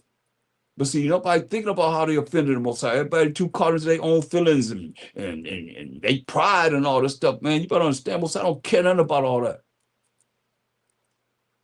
You want to say, faithful and true witness, beginning of the creation of the Most High. Amen. That's a lie. Zeus, excuse Salaki Mosaba Shama. So the reason why you're not supposed to be saying the names of these gods, man. But Zeus, that's his last name. Alexander the Greek, when he came into power, before he left out of existence from 20 years old to 32 years old, within that period of time, he came up with Zeusamen. So when you end your prayer with Amen, just look it up for yourself. That's what you giving homage to. You didn't exclude the Most High. Why my prayers not coming through? Because you calling on the Greek God Zeus. That's his last name. He put that with him. Took the RA off and it's Zeusamen. I don't care if you say it in any language in this world, it's still the same thing. That's who you giving homage to. You see what it say? Faithful and true. Mashiach Abishai, Revelation 19:11. And I saw heaven open, and behold, a white horse, righteous power, and he that sat upon it was called faithful and true. So just like you said, Amen was faithful and true witness, right? Faith, Abishai called faithful and true. And in righteousness, he does judge and make war. He gonna come and judge this world concerning the laws of the Most High that y'all say that we not under. That's how he come to judge this world. What you got to say about that? You've been lied to, man. And y'all sit up here on justify saying Amen at the end of your prayer, man. Y'all got to stop.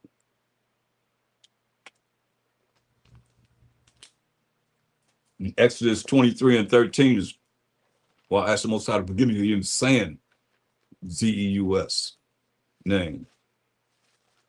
But some of you will say that it's irrelevant because you're partial to the law. Look, Exodus 23:13, it says, and in all things that I have said unto you, be circumspect. You better be cautious. You better pay attention. He said, and make no mention of the name of other gods. Those are idols of the other nations and those that Israel created. Neither let it be heard out of thy mouth. You see? Joshua 23:7. Joshua, the one that led us into the promised land. Joshua and Caleb, the only ones. Y'all understand? Do y'all understand? Mosai killed. We had 600,000 soldiers, men that came out of Egyptian captivity, y'all. Mosai killed 599,098. 599,000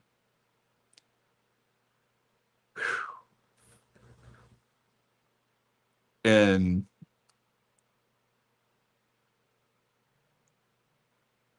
98,000 and 99,000. You only got two people. So what's that? 599,998. Okay. Think about that. He killed everybody. Killed everybody and let the children go into the promised land.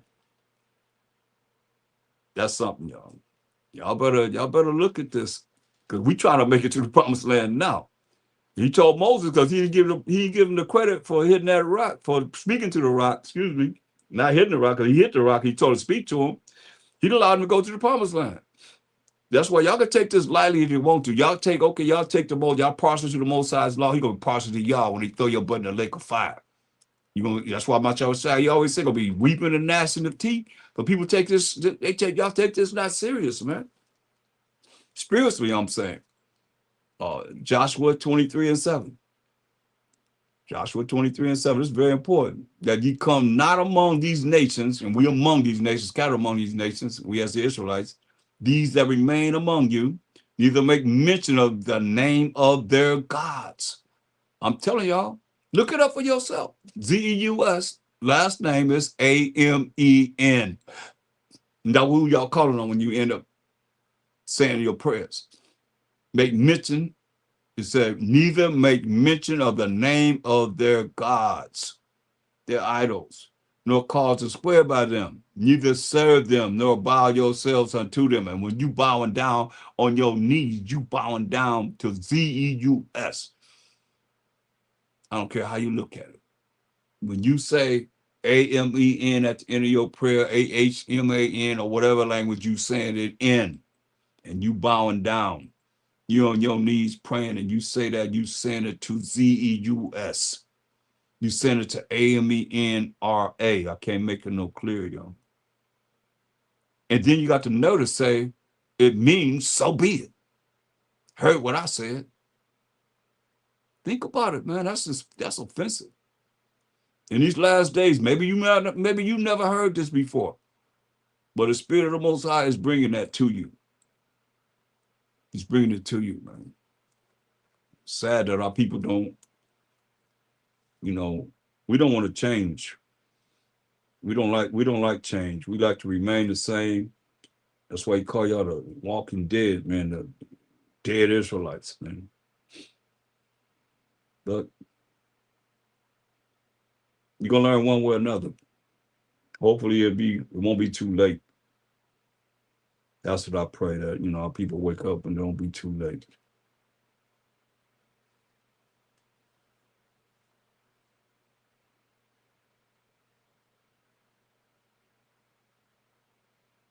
Look, see, that's and that's you understand, like, remember, they have to bring about these lies. If they lied about saying that they the Most High, ain't nobody apologize for this. Who apologized for this? They say in the beginning, God created heaven and earth. Who apologized for this? Nobody.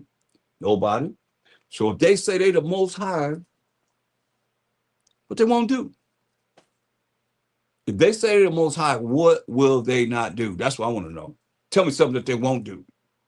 When the Most High said he made all things for himself. Yeah, even the wicked for the day of evil. What they won't do? They'll do anything.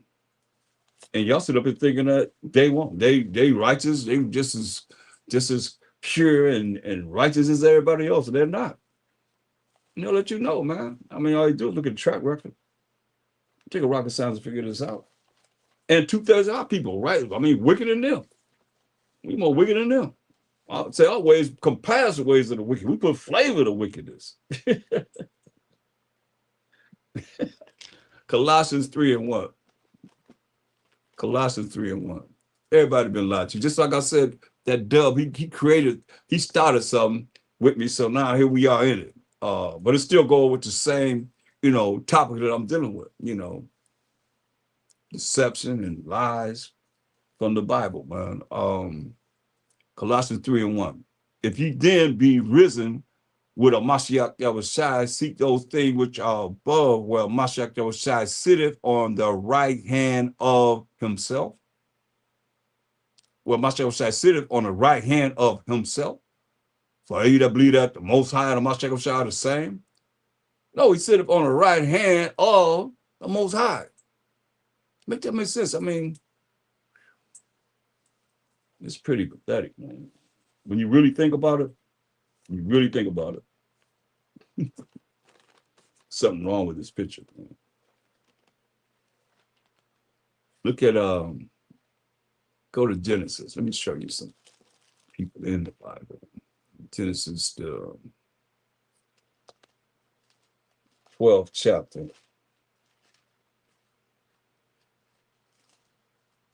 Can I still be heard online? Y'all all right?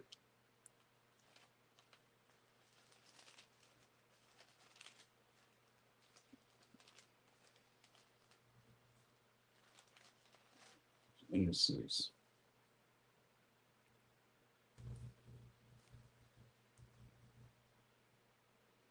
Look, let me show you something. Let me show you a few deception that went on with people in the Bible. So that's the topic. We're going to Genesis 12th chapter. Concerning our forefather Abraham. And there was a famine in the land. This is verse 10. Okay. Genesis 12:10. And there was a famine in the land, meaning the food shortages. And Abraham went down into Egypt to sojourn there. For the famine was grievous in the land, right? And it came to pass when he was come near to enter into Egypt that he said unto Sarah, his wife, behold, now I know that thou art a fair woman to look upon. He told Sarah, man, I know you beautiful. He said, Sarah, I know you're a beautiful woman to look upon, right? That's why I said we got the most beautiful women in the world, man. Therefore it shall come to pass when the Egyptians shall see thee, that they shall say, this is his wife, right? And they will kill me, but they will save thee alive. So here go the lie. Here go the deception. Say, I pray thee, thou art my sister, that it may be well with me for thy sake, and my soul shall live because of thee. See?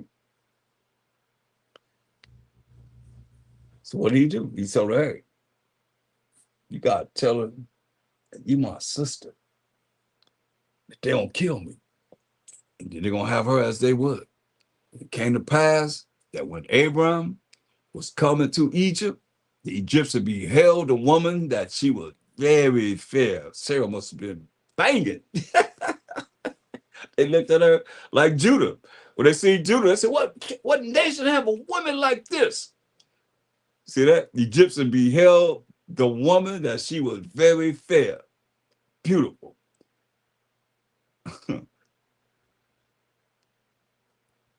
princess also of Pharaoh saw her and commended her before Pharaoh. And the woman was taken into Pharaoh's house. And he entreated Abraham well for her sake.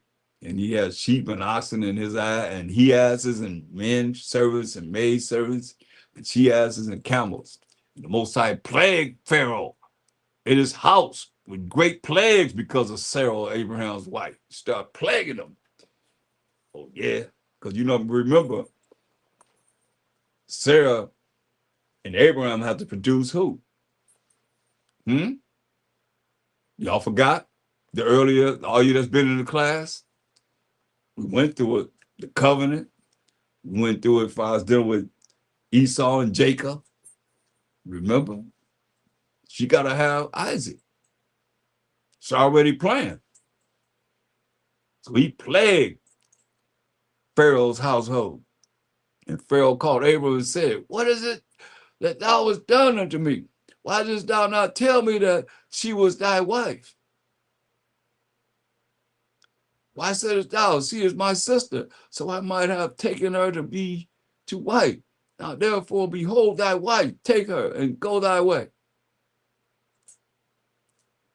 And Pharaoh commanded his men concerning him, and they sent him away and his wife and all that he had. All praise to Most High.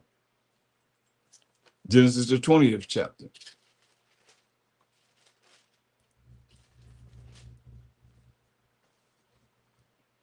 And we'll start at verse 1. And Abram journeyed from thence toward the south country and dwelled between Kadesh and Shur, and sojourned in Gerar. And Abraham said of Sarah his wife, she is my sister. Again, and Amalek, king of Gerar, sent and took Sarah. But the Most High came to Abimelech in a dream by night and said to him, behold, thou art but a dead man. He said, you a dead man, Abimelech, for the woman which thou hast taken, for she is a man's wife. But Abimelech, had not come near her. He had not tried to, lay down with her. And he said, Most High, wilt thou slay also a righteous nation? Said he not unto me, she is my sister. And she herself said, he is my brother. In the integrity of my heart and the innocency of my hands have I done this. And the Most High said unto him in a dream, yeah, I know that thou didst this in the integrity of thine heart. For I also withheld thee from sinning against me. You know what he said? Said, that's the Most High, also withheld you, Abimelech, from sinning against me. Therefore suffered I thee not to touch her. Wow. Now therefore restore the man his wife, for he is a prophet, and he shall pray for thee, and thou shalt live. And if thou restore her not, know thou that thou shalt surely die, thou and all that are thine. Therefore Abimelech arose early in the morning and called all his servants and told all these things in their ears. And the men were sore afraid. Then Abimelech called Abraham and said unto him, what hast thou done unto us? And what have I offended thee? that thou hast brought me on me and on my kingdom a great sin. Thou hast done deeds unto me that ought not to be done. And Abimelech said unto Abraham, what sawest thou that thou hast done this thing? And Abraham said, because I thought surely the fear of the Most High is not in this place, and they will slay me for my wife's sake. Dang. And yet indeed she is my sister. She is my daughter. She is the daughter of my father, but not the daughter of my mother. And she became my wife. See that? So she's the daughter of Abraham's father, but she's not the daughter of Abraham's mother. And she became my wife. And it came to pass when the Most High caused me to wander from my father's house that I said unto her, this is thy kindness, which thou shalt show unto me at every place whither we shall come. Say of me, he is my brother. And Abimelech took sheep and oxen and men servants and women servants and gave them unto Abram and restored him Sarah, his wife. See, Abraham being made rich for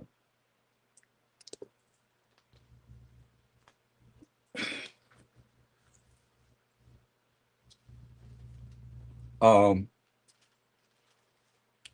Genesis, the 26th chapter.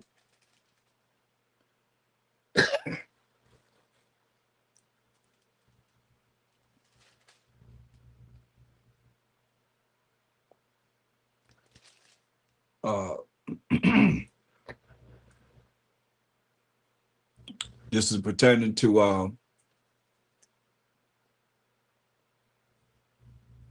our forefather Isaac and Rebekah. This is 26th chapter. And there, verse 1, and there was a famine in the land beside the first famine that was in the days of Abraham, right? Another famine. And Isaac went unto Abimelech, king of the Philistines, unto Gerar. And the Most High appeared unto him and said, go not down into Egypt, dwell in the land which I shall tell thee of. Sojourn in this land, and I will be with thee, and will bless thee. For unto thee and unto thy seed I will give all these countries, and I will perform the oath which I swear to Abraham thy father. And I will make thy seed to multiply as the stars of heaven, and will give unto thee and to thy seed all these countries. And in thy seed shall all the nations of the earth be blessed. They blessed because we the Israelites, because that Abraham obeyed my voice and kept my charge, my commandments, my statutes, and my laws. And Isaac dwelt in Gerar. And the men of the place asked him of his wife, and he said, she is my sister. Sound familiar? Sound like the same thing, the same words that his father Isaac had said, right? Same thing. Same words.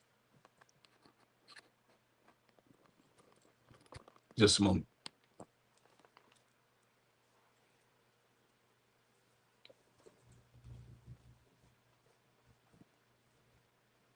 Like father, like son, huh?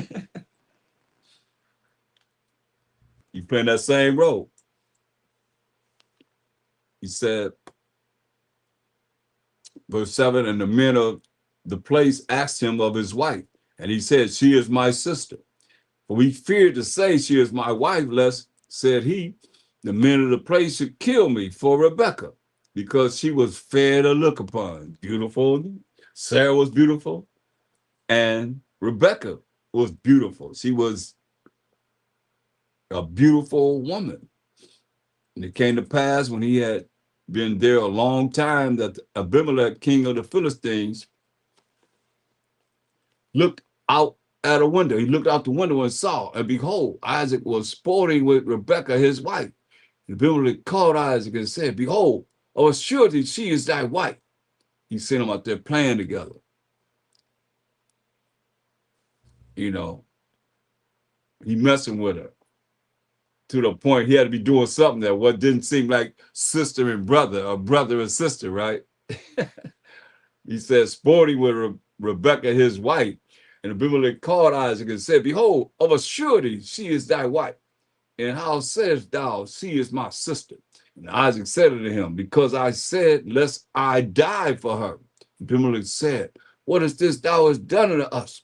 One of the people might lightly have lain with thy wife, laid with your wife, man. And thou should have brought guiltiness upon us. That's something, man. They was even looking at, a different world, man.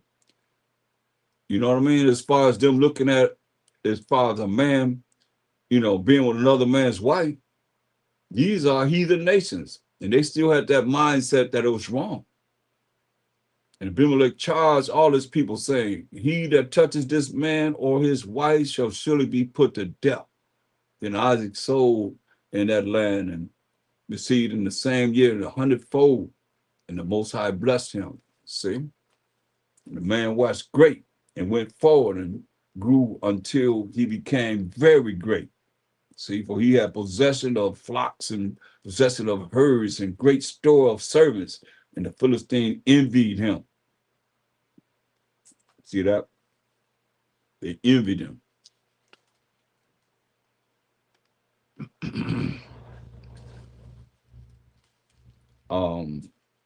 Here go another lie. Genesis 27.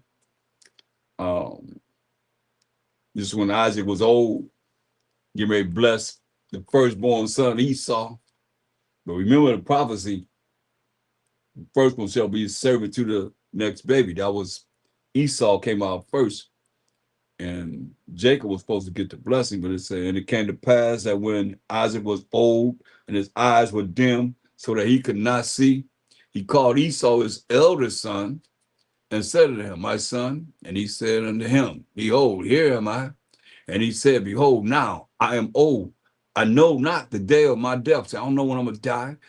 Now therefore take, I pray thee, thy weapons, thy quiver, and thy bow, and go out to the field and take me some venison. See, like that deer meat. He said, hey, and make me savory meat, such as I love, and bring it to me, that I may eat, that my soul may bless thee before I die. So he get ready to bless Esau. But remember, if you don't know, you will know once you see what Esau did.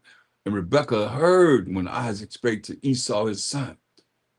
And Esau went to the field to hunt for the venison and to bring it back to Isaac as he had asked him. Say, I'm old, I don't know when I'm gonna die. I want some of that venison that you make, man. But Rebekah heard him telling him that, right? And Rebekah heard when Isaac spake to Esau his son. And Esau went to the field to hunt for venison and to bring it. And Rebekah spake unto Jacob her son, saying, behold, I heard thy father speak unto Esau thy brother, saying, bring me venison and make me savory meat that I may eat and bless thee before the Most High, before my death. Now therefore, my son, obey my voice according to that which I command thee. Go now to the flock and fetch me from thence 2 good kids of the goats. Now y'all gotta look at this scenario, because remember Genesis 25 says for a sec, Esau came out red and hairy all over like a hairy garment. So she's telling Jacob to go fetch her 2 kids of the goats, 2 goats, right? And I will make them savory meat for thy father, such as he loveth, right? So I'm gonna make him savory meat like he like it. He loves it, really. But the point of the matter is he said, go get 2 kids of the goats, right? And she gonna make this meat like, she know how Isaac love it, because she know she's his wife. She know how he like it. So I'm gonna make it just the way he like it. Trust me, he gonna love it. But so that kind of like,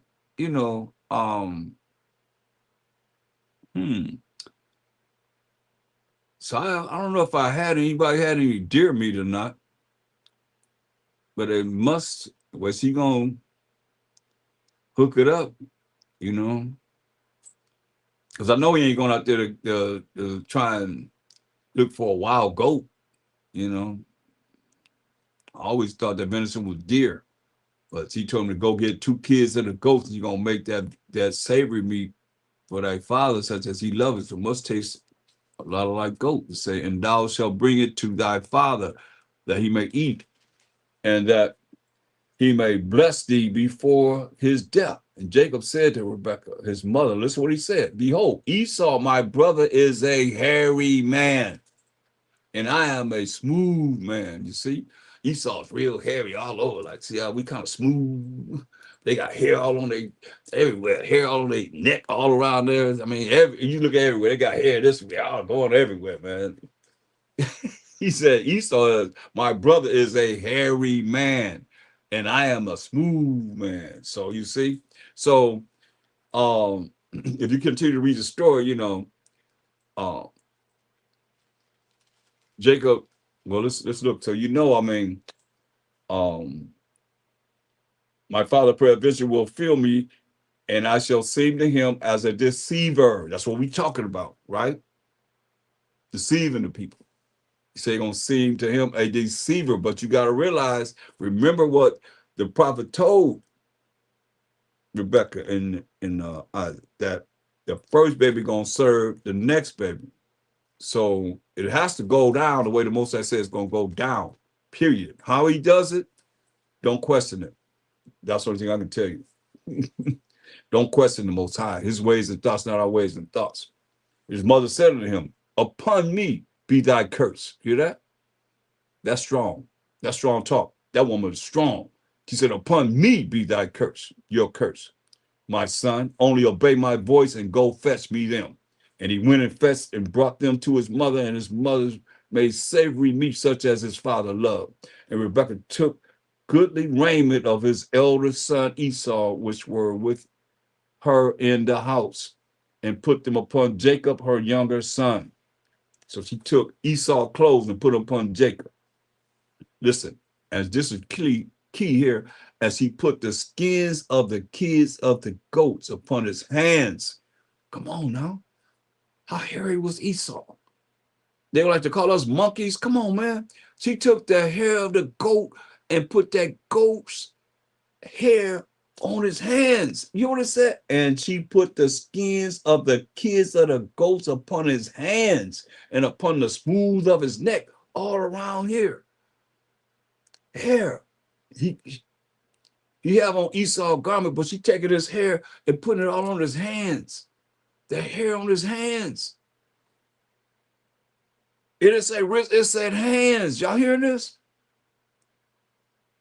And Rebecca, and she put the skins of the kids of the goats upon his hands and upon the smooth of his neck. And she gave the savory meat and the bread, which he had prepared into the hand of her son Jacob. And he went into his father, Isaac, and pretended like he was Esau, right? So he deceived Isaac. But when you look at the story, because a lot of you Christian Saturday people, y'all try and, you know, put your little twist in it. But what happened? What really happened with Esau and Jacob? What really happened when you think about it? Because go to Genesis 25th chapter again, and we're going to look at what happened so that you understand. Verse 27, and the boys grew. This is 25, 27. And Esau was a cunning hunter, a man of the field, man of the world. And Jacob was a plain man, dwelling in tents, chilling. And Isaac loved Esau because he did eat of his venison. Like we just read, before he died, he said he wanted to taste some of that venison that Esau made. But Rebekah loved Jacob. Listen, and Jacob side pottage, and Esau came from the field, and he was faint. Come from the field hunting, and he's faint, right? hungry. And Esau said to Jacob, feed me, I pray thee, with that same red pottage. So the pottage that he's making is red. For I am faint. Therefore was his name called Edom, which means red. And Jacob said, sell me this day thy birthright.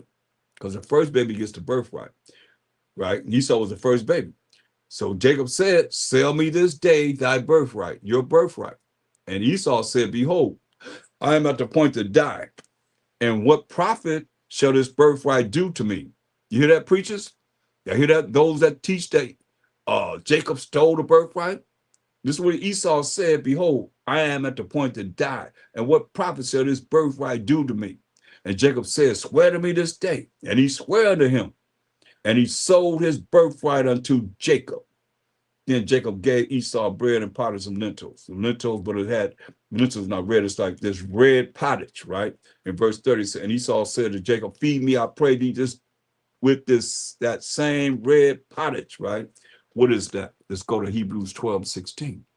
Find out what it is, what that is. It said, lest there be any fornicator, first and foremost, or profane person, unholy person, that's Esau, who for one morsel of what? Meat. It'll say lentil, it'll say one morsel of meat sold his birthright. So that's red meat that he sold his birthright for. How do they like their meat? How do the Europeans like their meat? Cooked rare or cooked well done? I mean, this right there, red meat. That's what he sold his birthright. But you know how that afterward, when he would have inherited the blessing, he was rejected. We found no place of repentance, though he sought it carefully with tears. See, this is what you're dealing with, man. He sold his birthright for some red meat.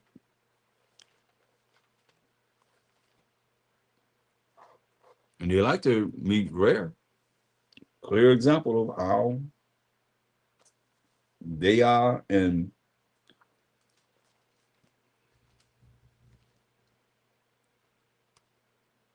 dealing how they make this Bible be real. It's real, y'all. You can't deny that. You can ask them. I ask them all the time throughout the years, how you like your meat? They say rare. That's how he ate it from the beginning. That's why his name is called Edom, red.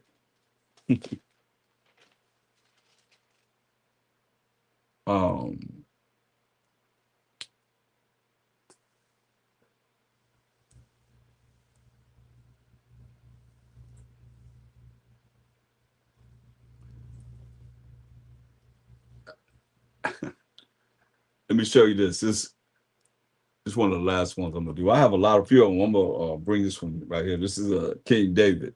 Go to 1 Samuel, 21st chapter. It's a real powerful Israelite move, I might say. Guy quite move.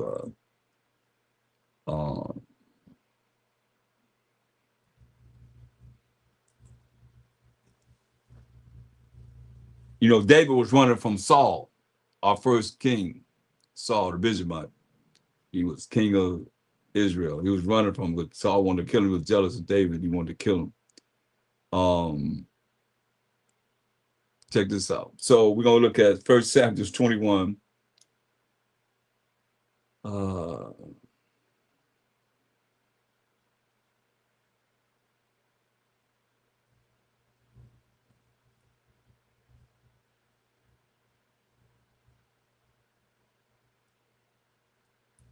So David's, let's see, we'll start at verse 8. It said, and David said unto Ahimelech, and is there not here under thine hand spear or sword?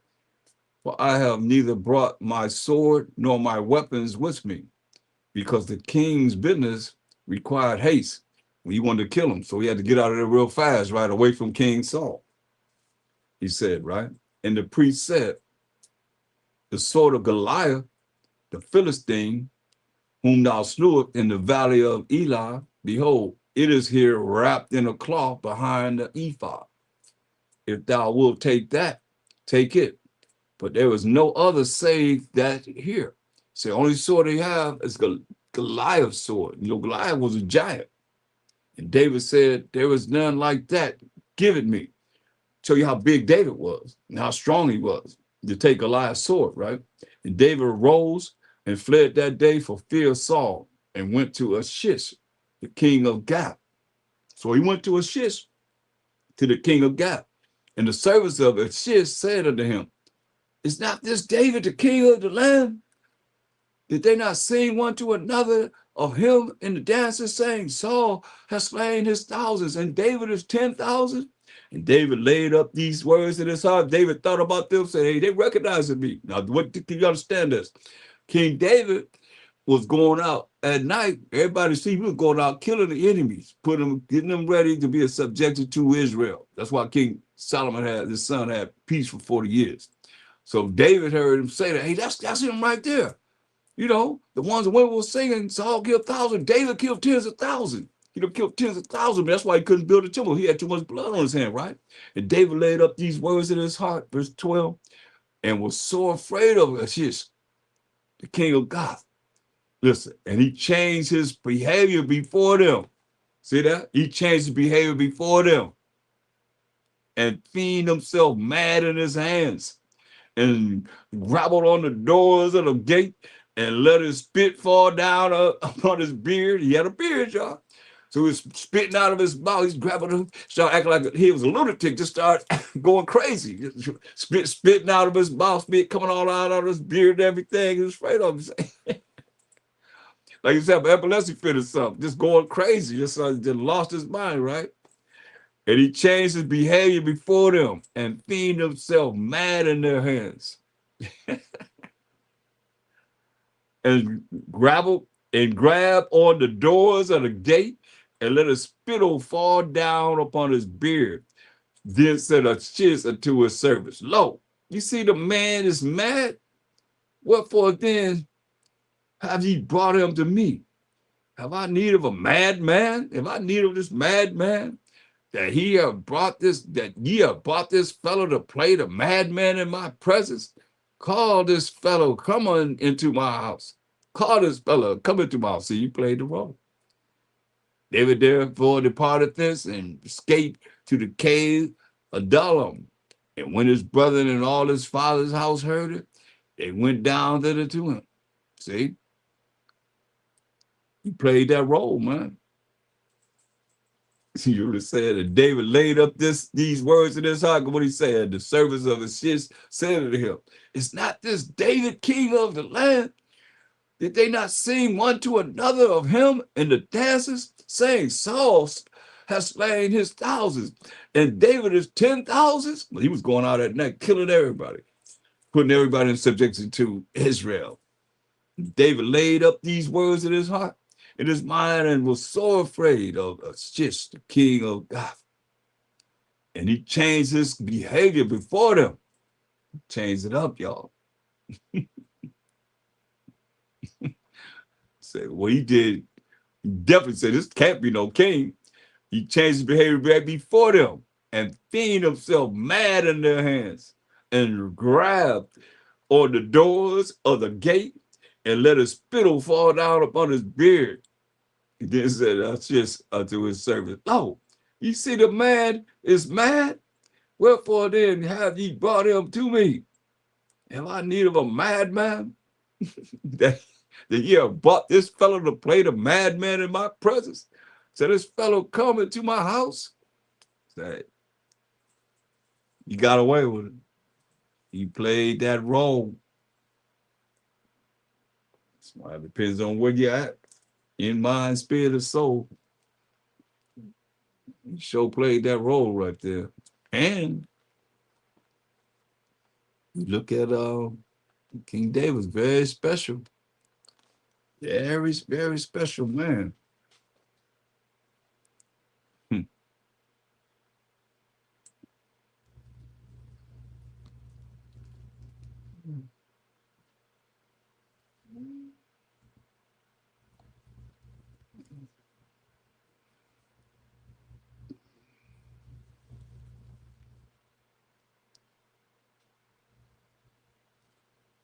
Because the Mashiach came out of the loins of King David.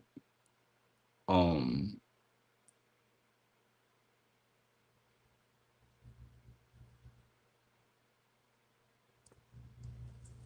Look at verse 22 of Acts the 13th chapter. It says, and when he had removed him, which is Saul, our first king, he raised up unto them, who was the Israelites, we the Israelites, David to be king, to be their king, to be our king. King David, we just read about him. To whom also he gave testimony and said, the Most High said, what? I have found David, same one we just read about, the son of Jesse, a man after mine own heart, after mine own mind, which shall fulfill all my will. Hear that? He found King David, a man after his own mind, which has fulfilled all his will. Of this man's seed, which is copulation or sperm, have the Most High, according to his promise, raised unto Israel a Savior, who? Hamashiach Yahushua. See? Coming out of the seed of David, King David. Same one just played that role as a madman and got away from the enemy. Yep. So I'm going to continue this. What time is it? I can continue, but I'm going to go some little bit more. Let's go into some more. Go to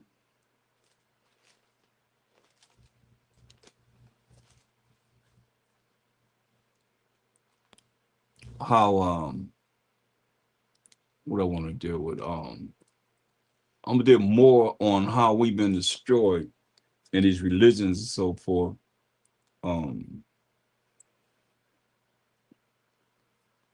It's very important because we have, these people that are over us, not necessarily myself as being, an elder, but, and I never, I'll praise the Most High, never was caught up in the doctrine of these religions to the point where I can say I was like led astray. So it's easy for me to be touched by the spirit because I didn't have much to be able to negate except for just my own life at hand coming in. I didn't have much of, I read the Bible for what it says and not necessarily being programmed by any religion, you know.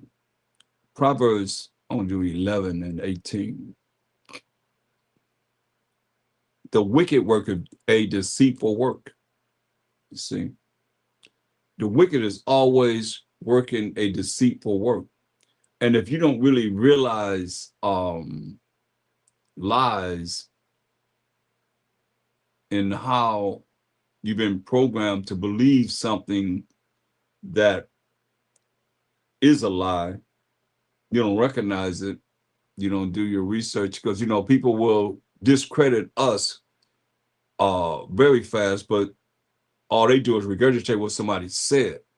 And I'll hand you the Bible and say, okay, well, talk to me from what it says in the Bible. And all of a sudden now there's silence, or they just want to just run their mouth.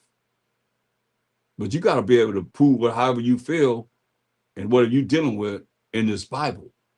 If you don't know, you need to really think about that, because you could be in sin, and as you know, people have been dealt with after the fact, but they thought, that their feelings or whatever they were dealing with, emotions and lust or whatever, that they want to, feel in their pride, there's a result of the judgment that happens after the fact. But people be into their own feelings, next thing you know, that's Satan. That's what he wants you to do. He wants you to follow, he want to say, follow your heart, And those that work for Satan feel the same way.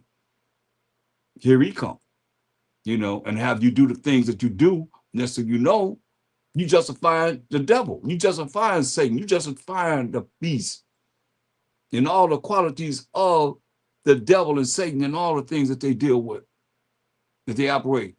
with that great multitude of sorceries that's on this earth. You understand? And that's what we got to fight against. That's why I say the wicked work of deceitful works. They work in deceitful works. I told you in Revelation 18 and 23 how they have deceived all the nations through their sorceries. But you don't really look at it like that because you don't really think outside the box of being righteous in your ways, your feelings. Ain't about no feelings. Most likely kill us about our feelings. He said he had no respect to person. He got respect to Israel. He gonna say that remnant of us that he's working to make perfect. Everybody ain't being made to be perfect. Some people, he said, that's why he said in 2 Ezra 9:22, he said, let the multitude perish then, which was born in vain. He said, let my grape, that's a grape, and my plant, that's a plant. Be careful, with great labor have I made it perfect. Y'all got to see this, man. This is not for everyone. That's why it's very important to look at the things that are spiritual more so than just learning some precepts, and you're not really looking at those things that are visible, invisible, and the things that's going to happen in this earth, that's prophesied going to happen in this earth, and we offended the Most High. I don't know. All I know is this. Unless you could tell me something different. He said, I'm going to my place in Hosea 5:15 until we acknowledge our offense. If you ain't thinking about every way, shape, or form that you and all of us have offended him as individuals, as a nation, then you ain't making it to the kingdom. That's guaranteed. He said, and seek his face. How you gonna look at us? How you looking at us now? Did y'all see what's going on the earth? He said, thou should be visited of the Most High. That's him. But earthquakes, that's the Most High. Volcano eruption, that's the Most High. Tidal waves, that's the Most High. Hurricanes, that's the Most High. Coming to the direction that the slave trade went, that's the Most High. Every year, how come happen every year? This ain't nothing new. Fires, that's the Most High. Teeth of wild beasts, that's the Most High. You name it. Hell, that's the Most High. Floods, that's the Most High, y'all. I see that water flowing like I've never seen floods happen before. Fast. I mean, it's fast, man. We say the wicked work of a deceitful work. That's why he's visiting this earth, man. But to him that soweth righteousness shall be a sure reward. You try and do what the Most High say, follow his commandments. His commandments are not grievous. You know, it's just, are you willing to be able to adjust your mind, spirit, and soul so that you can change?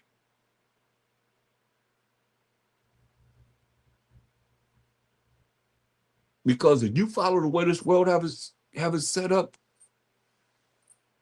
they want you to go to damnation with them. This isn't something that's so overwhelming. You're going to gather yourself to them and you're going to the kingdom. No, they don't want that. They say, as righteousness tendeth to life, you hear that? Righteousness, I got to get that because this one come out a few times. I didn't said it. Go to Deuteronomy 6:25 because my regular class, y'all know what it means. But Deuteronomy 6:25 defines righteousness for those that didn't know. And it shall be our righteousness if we observe to do all these commandments before the Most High, our power, ours a personal possessive pronoun showing ownership as he hath commanded us. You see, the commandments represent righteousness, doing his commandments. But they're not teaching the commandments. He says, and you can go on my YouTube page and going over the laws. I'm going over the laws. Just type in going over the laws, Priest Thawam, THAAHWAM, and type in going over the laws. You can go over the laws, you know, and then you'll start seeing all the different laws, you know, moral laws, civil laws, dietary laws, ceremonial laws that I've been over for you to go over and review.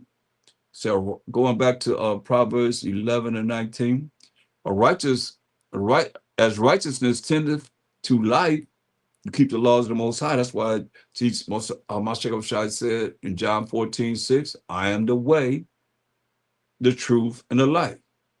He don't cancel out the commandments and the laws of the Most High. He said, I'm the way to show you how to follow the truth by being an example. And the truth is what? Psalms 119, 142. That righteousness is an everlasting righteousness, and thy law is the truth. So he the way to show us how to follow the laws of the Most High that's going to lead to everlasting life. That's why it says, Proverbs 11:19. Like I said, when you read the Bible, you have to make it make sense. Now, some few things I'm showing you that they put in here, a few scriptures they took out. So if they took out scriptures, they put things in here. It's only a few things, and those things like LORD means what? BAAL. But you that's coming in, maybe you never seen that before. Let me show you that. This is from the Zondervan Compact Bible Dictionary. You see that? BAAL means what? LORD. And they put it in here so you be calling on BAAL. And you'll be calling on their power. So all of this is geared so that we would not be able to, not offend the Most High. When y'all understand that, then maybe you'll become more spiritual. All this is set up so we would not, we would offend the Most High. I'm here to show you so you won't be offended the Most High. Certain things that have been done to have us offend the Most High, because they say, I'm going to go to my place and we acknowledge our offense. So once you acknowledge your offense, then you can seek his face, because he turned his face away from us because we did not keep his commandments as the Israelites, right? This is what we up against. So it says, once again, Proverbs 11:19, as righteousness tenders to life. So when you follow the commandments of the Most High, you can receive everlasting life. So he that pursueth evil pursueth it to his own death. You hear that? He that pursueth evil pursueth it to his own death. That's why you got to know what's right, man. How you gonna know what's right if you don't know what's wrong? You just think this is right. Most people they just feel how they feel. Don't really know how it's supposed to be operating in the truth. It says 21 says, though hand join in hand, we shall overcome. Right? Joining hands, the wicked shall not be unpunished. Hear that? Don't care how many hands you hold together. Say you wicked shall not be unpunished, but the seed of the righteous shall be delivered. That's right. The seed of the righteous is going to be delivered. So look at Proverbs 12:5. The thoughts of the righteous are right, but the counsels of the wicked are deceit. Hear that? So when they counseling and dealing with lies. I showed you they can't help it though. They're in order. Most High made all things for himself. Yeah, even the wicked for the day of evil in Proverbs 16:4. So they can't help themselves. That's why I said Psalm 58:3. The wicked are estranged from the womb. You hear that? They're estranged from the womb. They go astray as soon as they be born, speaking what? Speaking lies. That's what the Most High said. So they go astray as soon as they be born, speaking lies. So what you gonna do about that? You can do about Most High made them like that. They in order speaking lies. That's their get down. They call it BS. They in order speaking lies. Wisdom of Solomon 10, and look at verse 13 to 15. When the righteous was sold, it says, she forsook him not. Wisdom of the Most High in his Bible, but delivered him from sin. So deliverance from sin means somebody got to be keeping the commandments of the Most High. That's why what's sin? All you that go to church, what's sin? And it's in the New Testament. I give you that clue. It's in the New Testament. The definition of sin, which is 1 John 3:4. This is the definition of sin.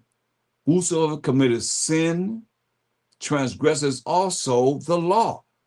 And that's powerful because, a lot of people, that go into these churches and so forth, they're taught that we're not under the law. But here the definition of sin is in the New Testament. You see this? It's not in the Old Testament like this as such. It's in the New Testament y'all supposed to believe in. The definition of sin, whosoever committeth sin transgresses also the law. For sin is the transgression of the law. And the same laws that the Most High wrote with his finger. Think about it. Whosoever abideth in him sinneth not. You're not going to break his laws. So you ain't abiding in him. If you sin, you're not going to break his laws. Whosoever sinneth have not seen him, neither known him. That's deep. Think about that. You sin, you have not seen him, you don't know him. Little children, let no man deceive you. Here we are. That's what we're dealing with. A lot of people been deceived. That's the topic of the hour. Little children, let no man deceive you. He that doeth righteousness is righteous, even as he is righteous. He that committeth sin is of the devil. So, hey, you're not under the law. You committing sin. You don't know what the laws are. You can read from Genesis to Deuteronomy. That's what the laws are.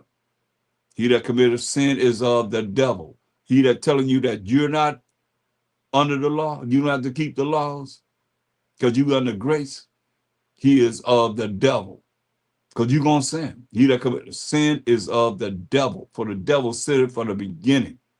And in this lesson, you go back to the first lessons that I've done on this, as far as dealing with no liars going to the kingdom. The devil deceived Eve, and she deceived Adam. And that's why we died. For this purpose, the Son of Most High was manifested, that he might destroy the works of the devil.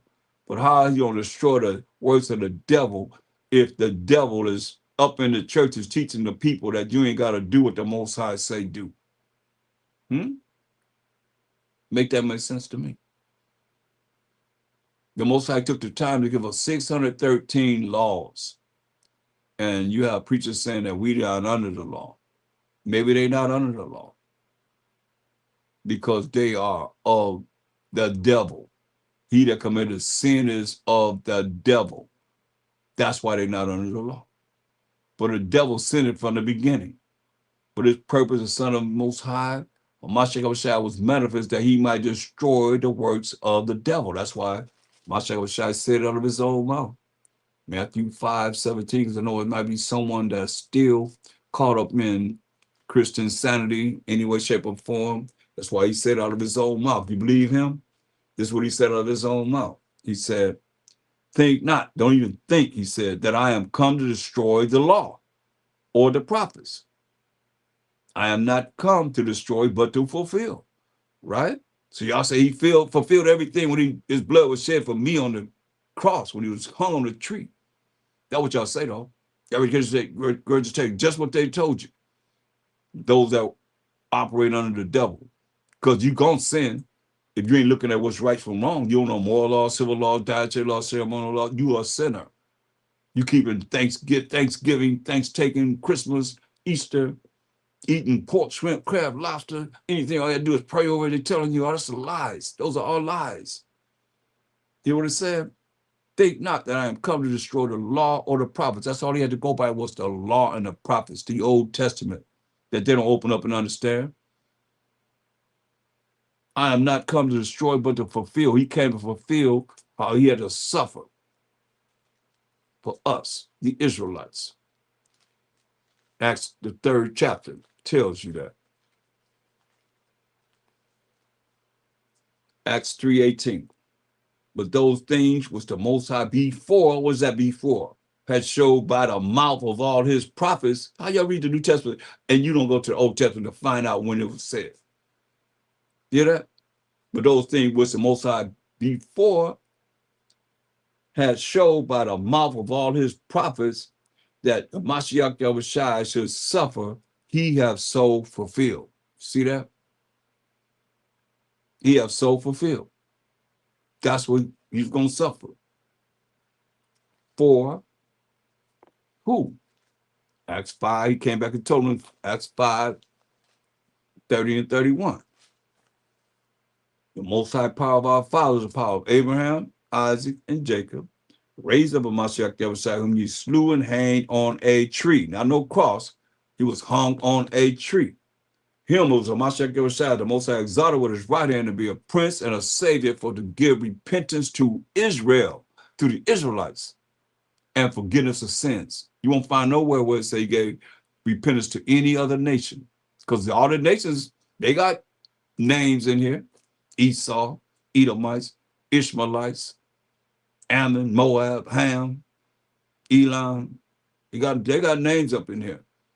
These nations that's here now, they got names here. That's why he said, Matthew 5:17, think not, don't even think that I am come to destroy the law or the prophets. I am not come to destroy, but to fulfill. And he came to fulfill, they just suffer for the sins of the 12 tribes of Israel. That's what his blood was shed for. We just read it in the 5th chapter of Acts, the 31st verse. Him at the Most High exalted with his right hand to be a prince and a savior for to give repentance to Israel, to the Israelites, right?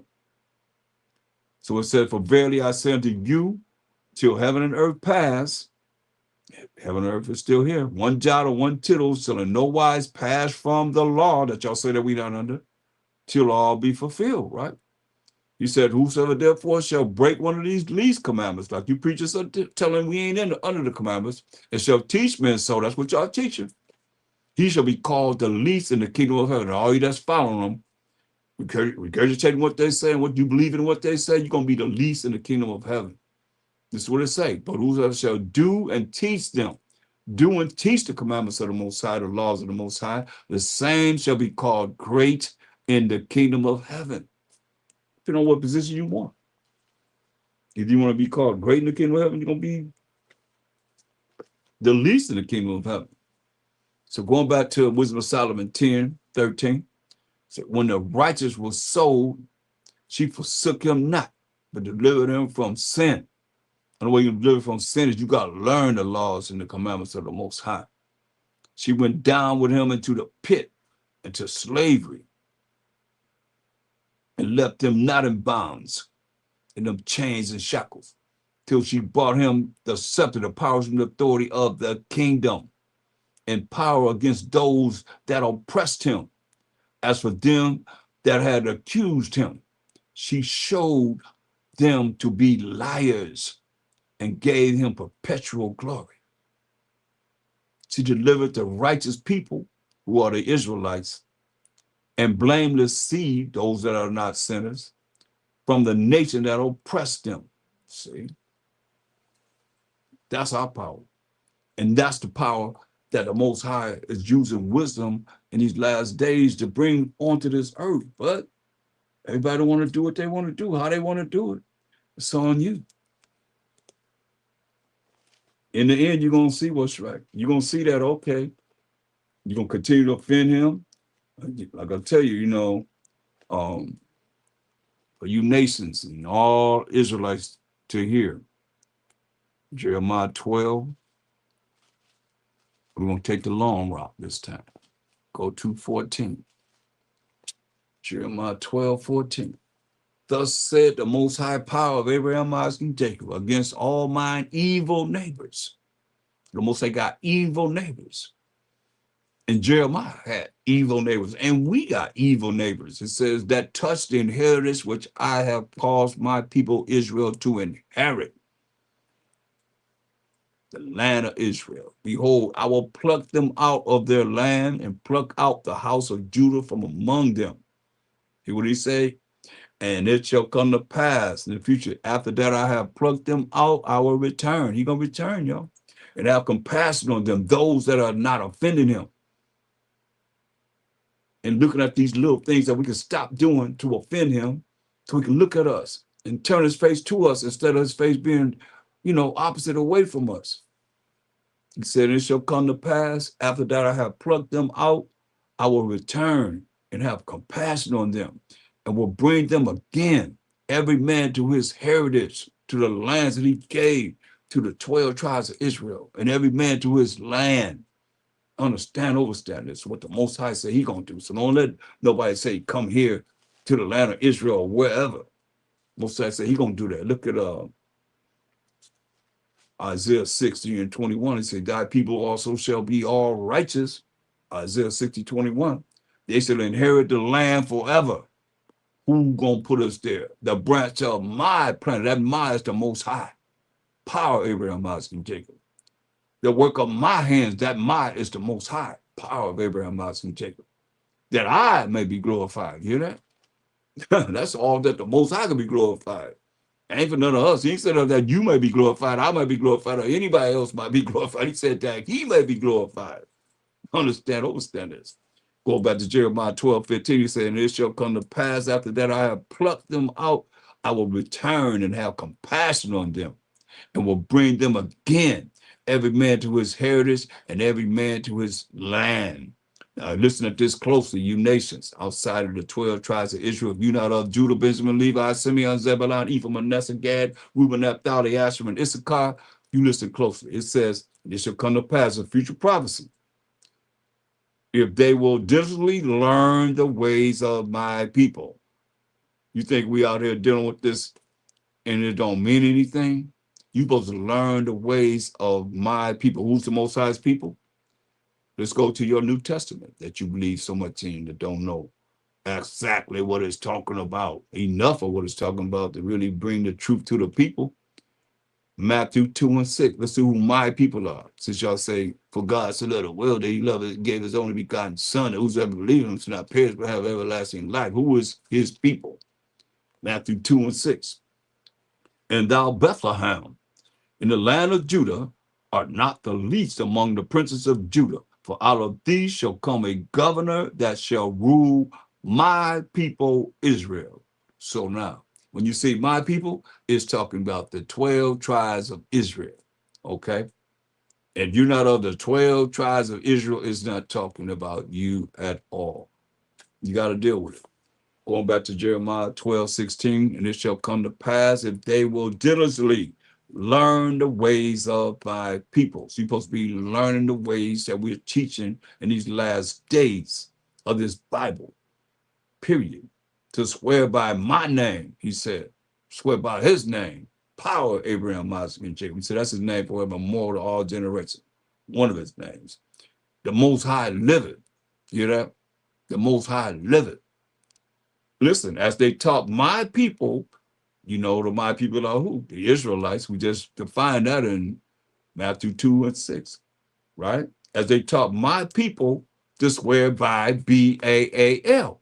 And y'all have taught the 12 tribes of Israel to swear by Baal. So I must introduce you to Baal. What that means, again and again and again, until you stop saying it. Because they made us as the Israelites swear by Baal. What is Baal meaning? Here it is. Bam. You see it? Can you see it? You see what it means? Lord. Come on. Baal means Lord, and it's all throughout the Bible. Here it is. Hear what it said? As they taught my people who are the 12 tribes to swear by Baal. Lord. No. And that's what everybody's saying. While we're trying to stop people from saying it, you don't have to say it. They put it in the Bible. That's who they worship. So they worship Baal, they Satanists, and they worship Baal, and they let you know. So if you didn't know, that's Lord. And that's what everybody calling on. Praise the Lord. And Lord all throughout the Bible. Everywhere you look, they have it there. It don't matter if it's capital L, capital O, capital R, capital D, or capital L, lowercase O-R-D. It don't matter. It's still B-A-A-L, man. As they taught my people to swear by B-A-A-L. This is something that's mysteries that have been hidden the Most High that's coming out now, y'all. Y'all got to hear this, man. We can get out of here, man. He said, then shall they be built in the midst of my people. You start learning what it is that we bringing forth as the Israelites, regardless. You know, nobody cries. Like I just read about how, you know, we read it to you again. Nobody cry about this. Nobody had no problem with it. Nobody, it doesn't even move, even our people. Y'all ain't even moved by it. In Psalm 82:6, I have said, ye are gods, ye are powers, and all of you are the children of the Most High. But ye shall die like men and fall like one of the princes. Nobody react to that. That we're gonna die like men. Who reacts to that? Nobody. Y'all ain't feeling that at all. But y'all feel everything else. That's about somebody else or some other nation or something else going on with women or anything, anybody else except for the men of Israel. We least thought about. And the Most High called men. We the ones that just show you how this twisted world is when you look at Most High called men. And the men, he said, gonna die. They're gonna kill us. And we've been killed. And who cares? Who really care about how he feel about that? Nobody really care about, but y'all care about how he gonna deal with somebody else. And we as chosen people. Get out of here, man. That's why he said, Jeremiah 12:16, as they taught my people to swear by Baal. You can't tell me that ain't true. Y'all calling all the time, and you don't know. You know now. Lord.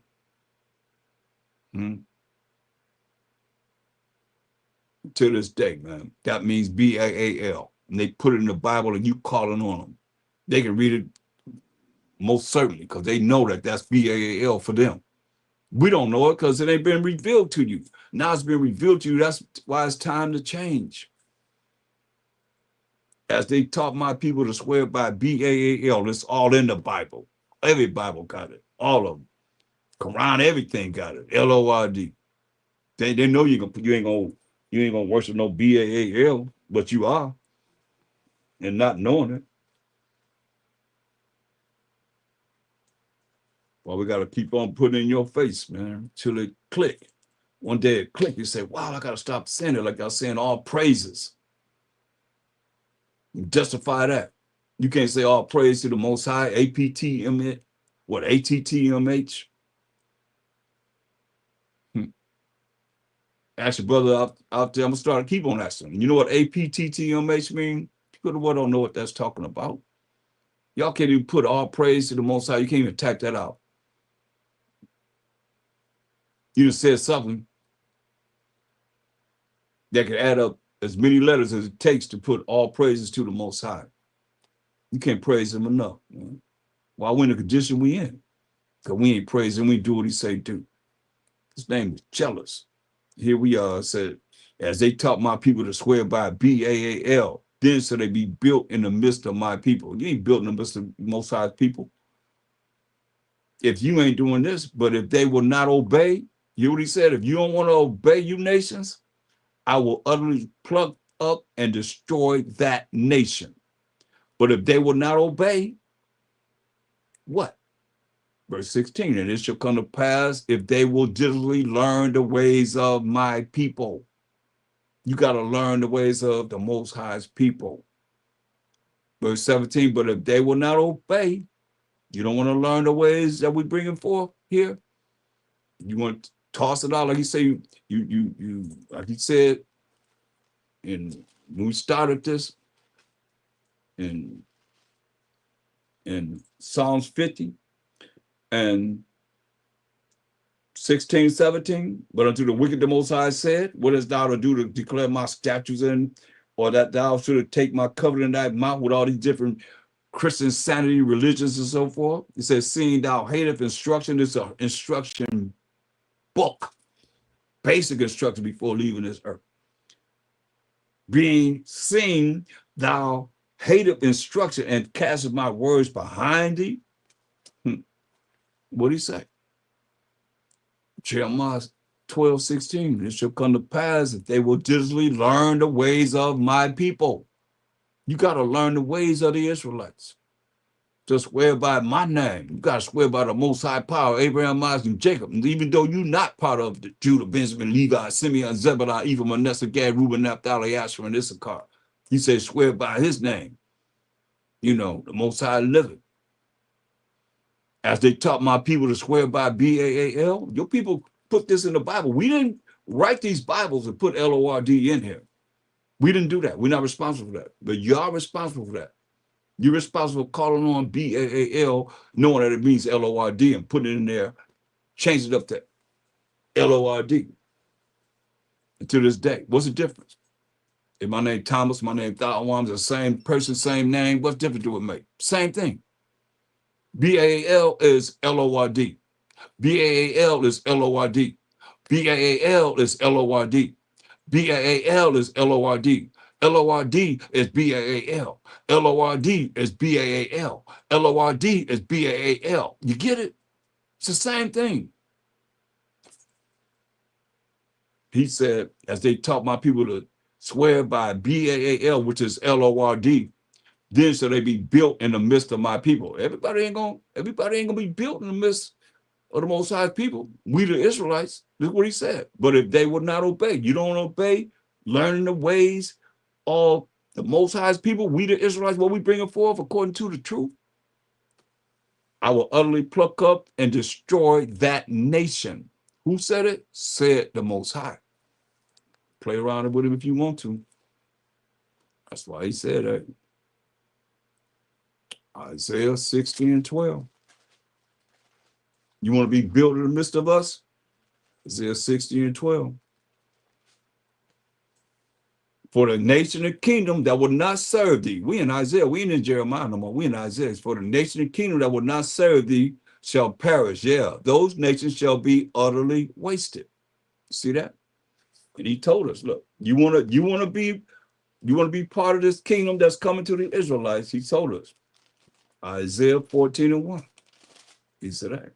For the Most High will have mercy, which is not getting something you do deserve, on Jacob, and will yet choose Israel and set them in their own land. The Most High gonna do this. He already said he's gonna plant us in our own land. And we read that in Isaiah 60:21.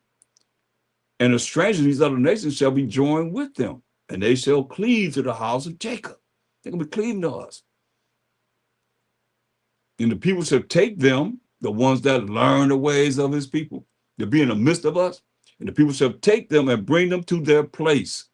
And the house of Israel shall possess them in the land of the Most High for servants and handmaids. And they shall take them captives, whose captives they were. And they shall rule over their oppressors. You hear that? That's the future prophecy. And it shall come to pass in the day that the Most High shall give thee rest. We're going to have rest. We're going to have rest. He's going to give us rest.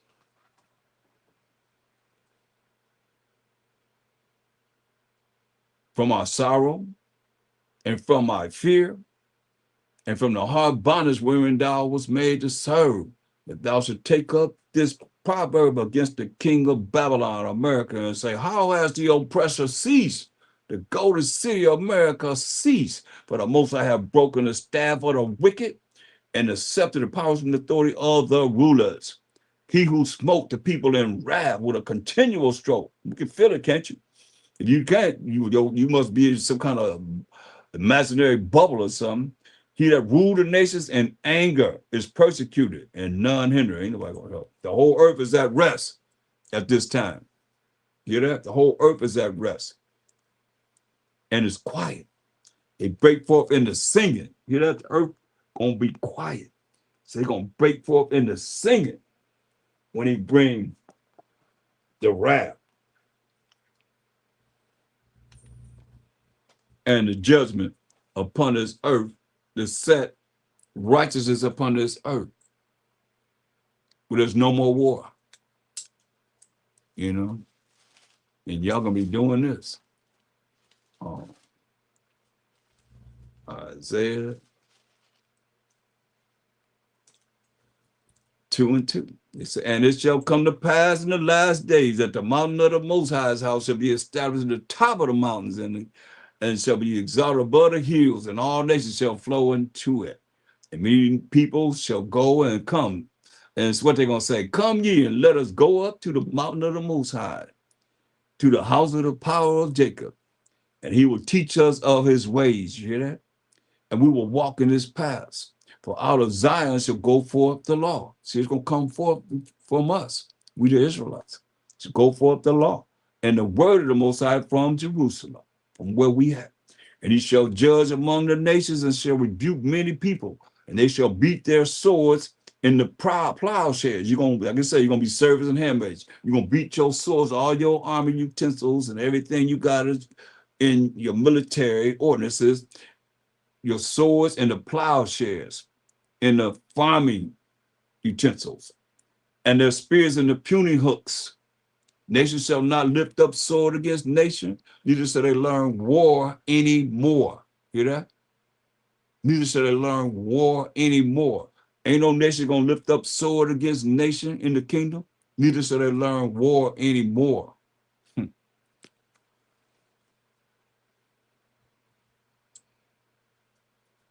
That's the kingdom right there. That's why it says in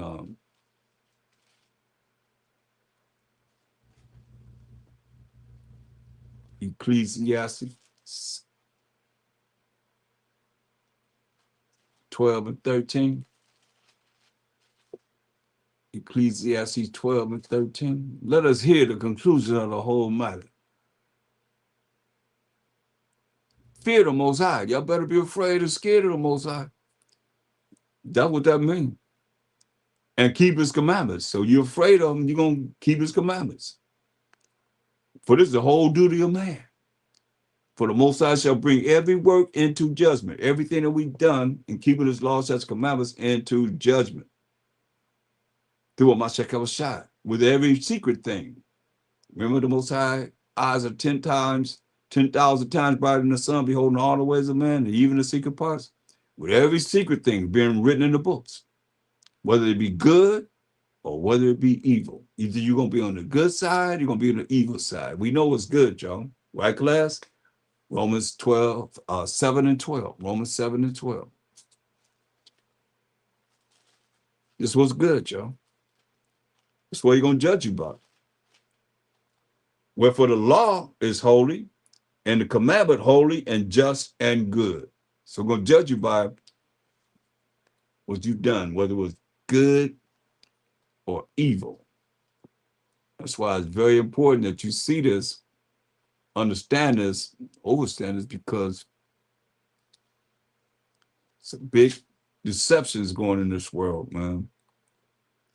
And 2 Corinthians 11 and 14, it says, 2 Corinthians 11, 14, and no marvel, for Satan himself is transformed into an angel of light.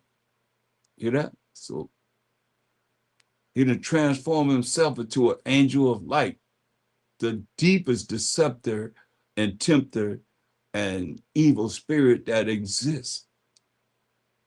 He done appeared as an angel of light to people, and they don't even recognize it. Remember when we started with Revelation 18:23, they deceive all the nations through their sorceries. So he's using, all the power of Satan to do this for their multitude of witchcrafts. Therefore, there's no great thing if his ministers also be transformed. They transform themselves as the ministers of righteousness. Now people think that they're righteous, but they're not righteous. They're telling you not under the laws. That's the only way you're going to be righteous, if you keep the laws of the Most High. So therefore, they're not righteous because they're telling you not under the law of the Most High, whose end shall be according to their works, according to them not keeping the laws of the Most High, going to get you. Verse 13, for such are false apostles, deceitful workers, transforming themselves into the apostles of Mashiach. Talk about Jesus Christ, this, that, and the third, whatever. They ain't dealing with the Most High. They ain't dealing with a Mashiach Yahushua.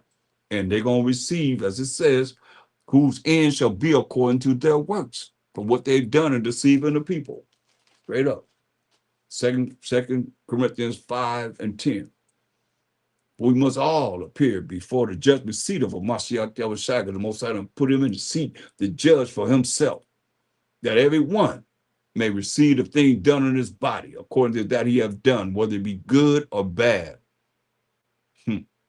Knowing therefore the terror of a Mashiach Yahushua. You know about that? Y'all talk about the terror of a Mashiach Yahushua. I just think he all sweet and like this cat. Y'all think y'all probably think this is what I'm talking about. I ain't talking about him. It's the devil that the Bible talks about. He's a brother. Knowing therefore the terror of a Mashiach Yahushua, we persuade men. But we are made manifest unto the Most High, and I trust also are made manifest in your consciousness, hopefully the way you think. And I want you to like or dislike and, the video, the lesson.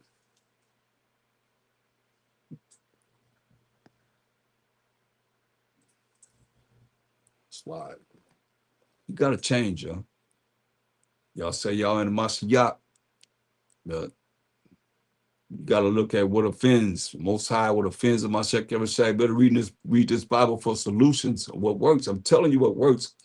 I'm telling you, in the spirit of the Most High, before the Most High, you got to change, man. Matter of fact, 2 Corinthians 5 and 17. Therefore, if any man be in Mashiach, are you rolling by Shama Mashiach Yahushua? He is a new creature. Old things are passed away. Behold, all things are become new, or women. Old things have become new. You still talking about the world. You still thinking about the world. You are the world. And you at war with the Most High. That's what James 4 and 4 says. You had enmity with the Most High. You're the enemy of the Most High. Don't leave that world alone. You still in that world. You still there. That's who you are. Therefore, if any man or woman be in Mashiach, you rolling by Shama Mashiach. Here's a new creature. Old things are passed away. Behold, all things are become new. And all things are of the Most High, who have reconciled us to himself by Mashiach Yahushua and have given to us the ministry of reconciliation. What if you didn't just say, I'm just going to stay, hardcore and just deal with you with my wrath? What would we be at? See? But he showed us compassion, his love. He gave us mercy. You just read, you're going to have mercy on Jacob and yet choose Israel and set us in our own land. So with that, hopefully that was edifying. We're going to continue on this because I got a lot to go. You know how I do it. But I say, Kwam Most High, and Kwam Mashiach Yahushua, and Kwam Yasharala, and I'm out. The water for joining me. Shalom.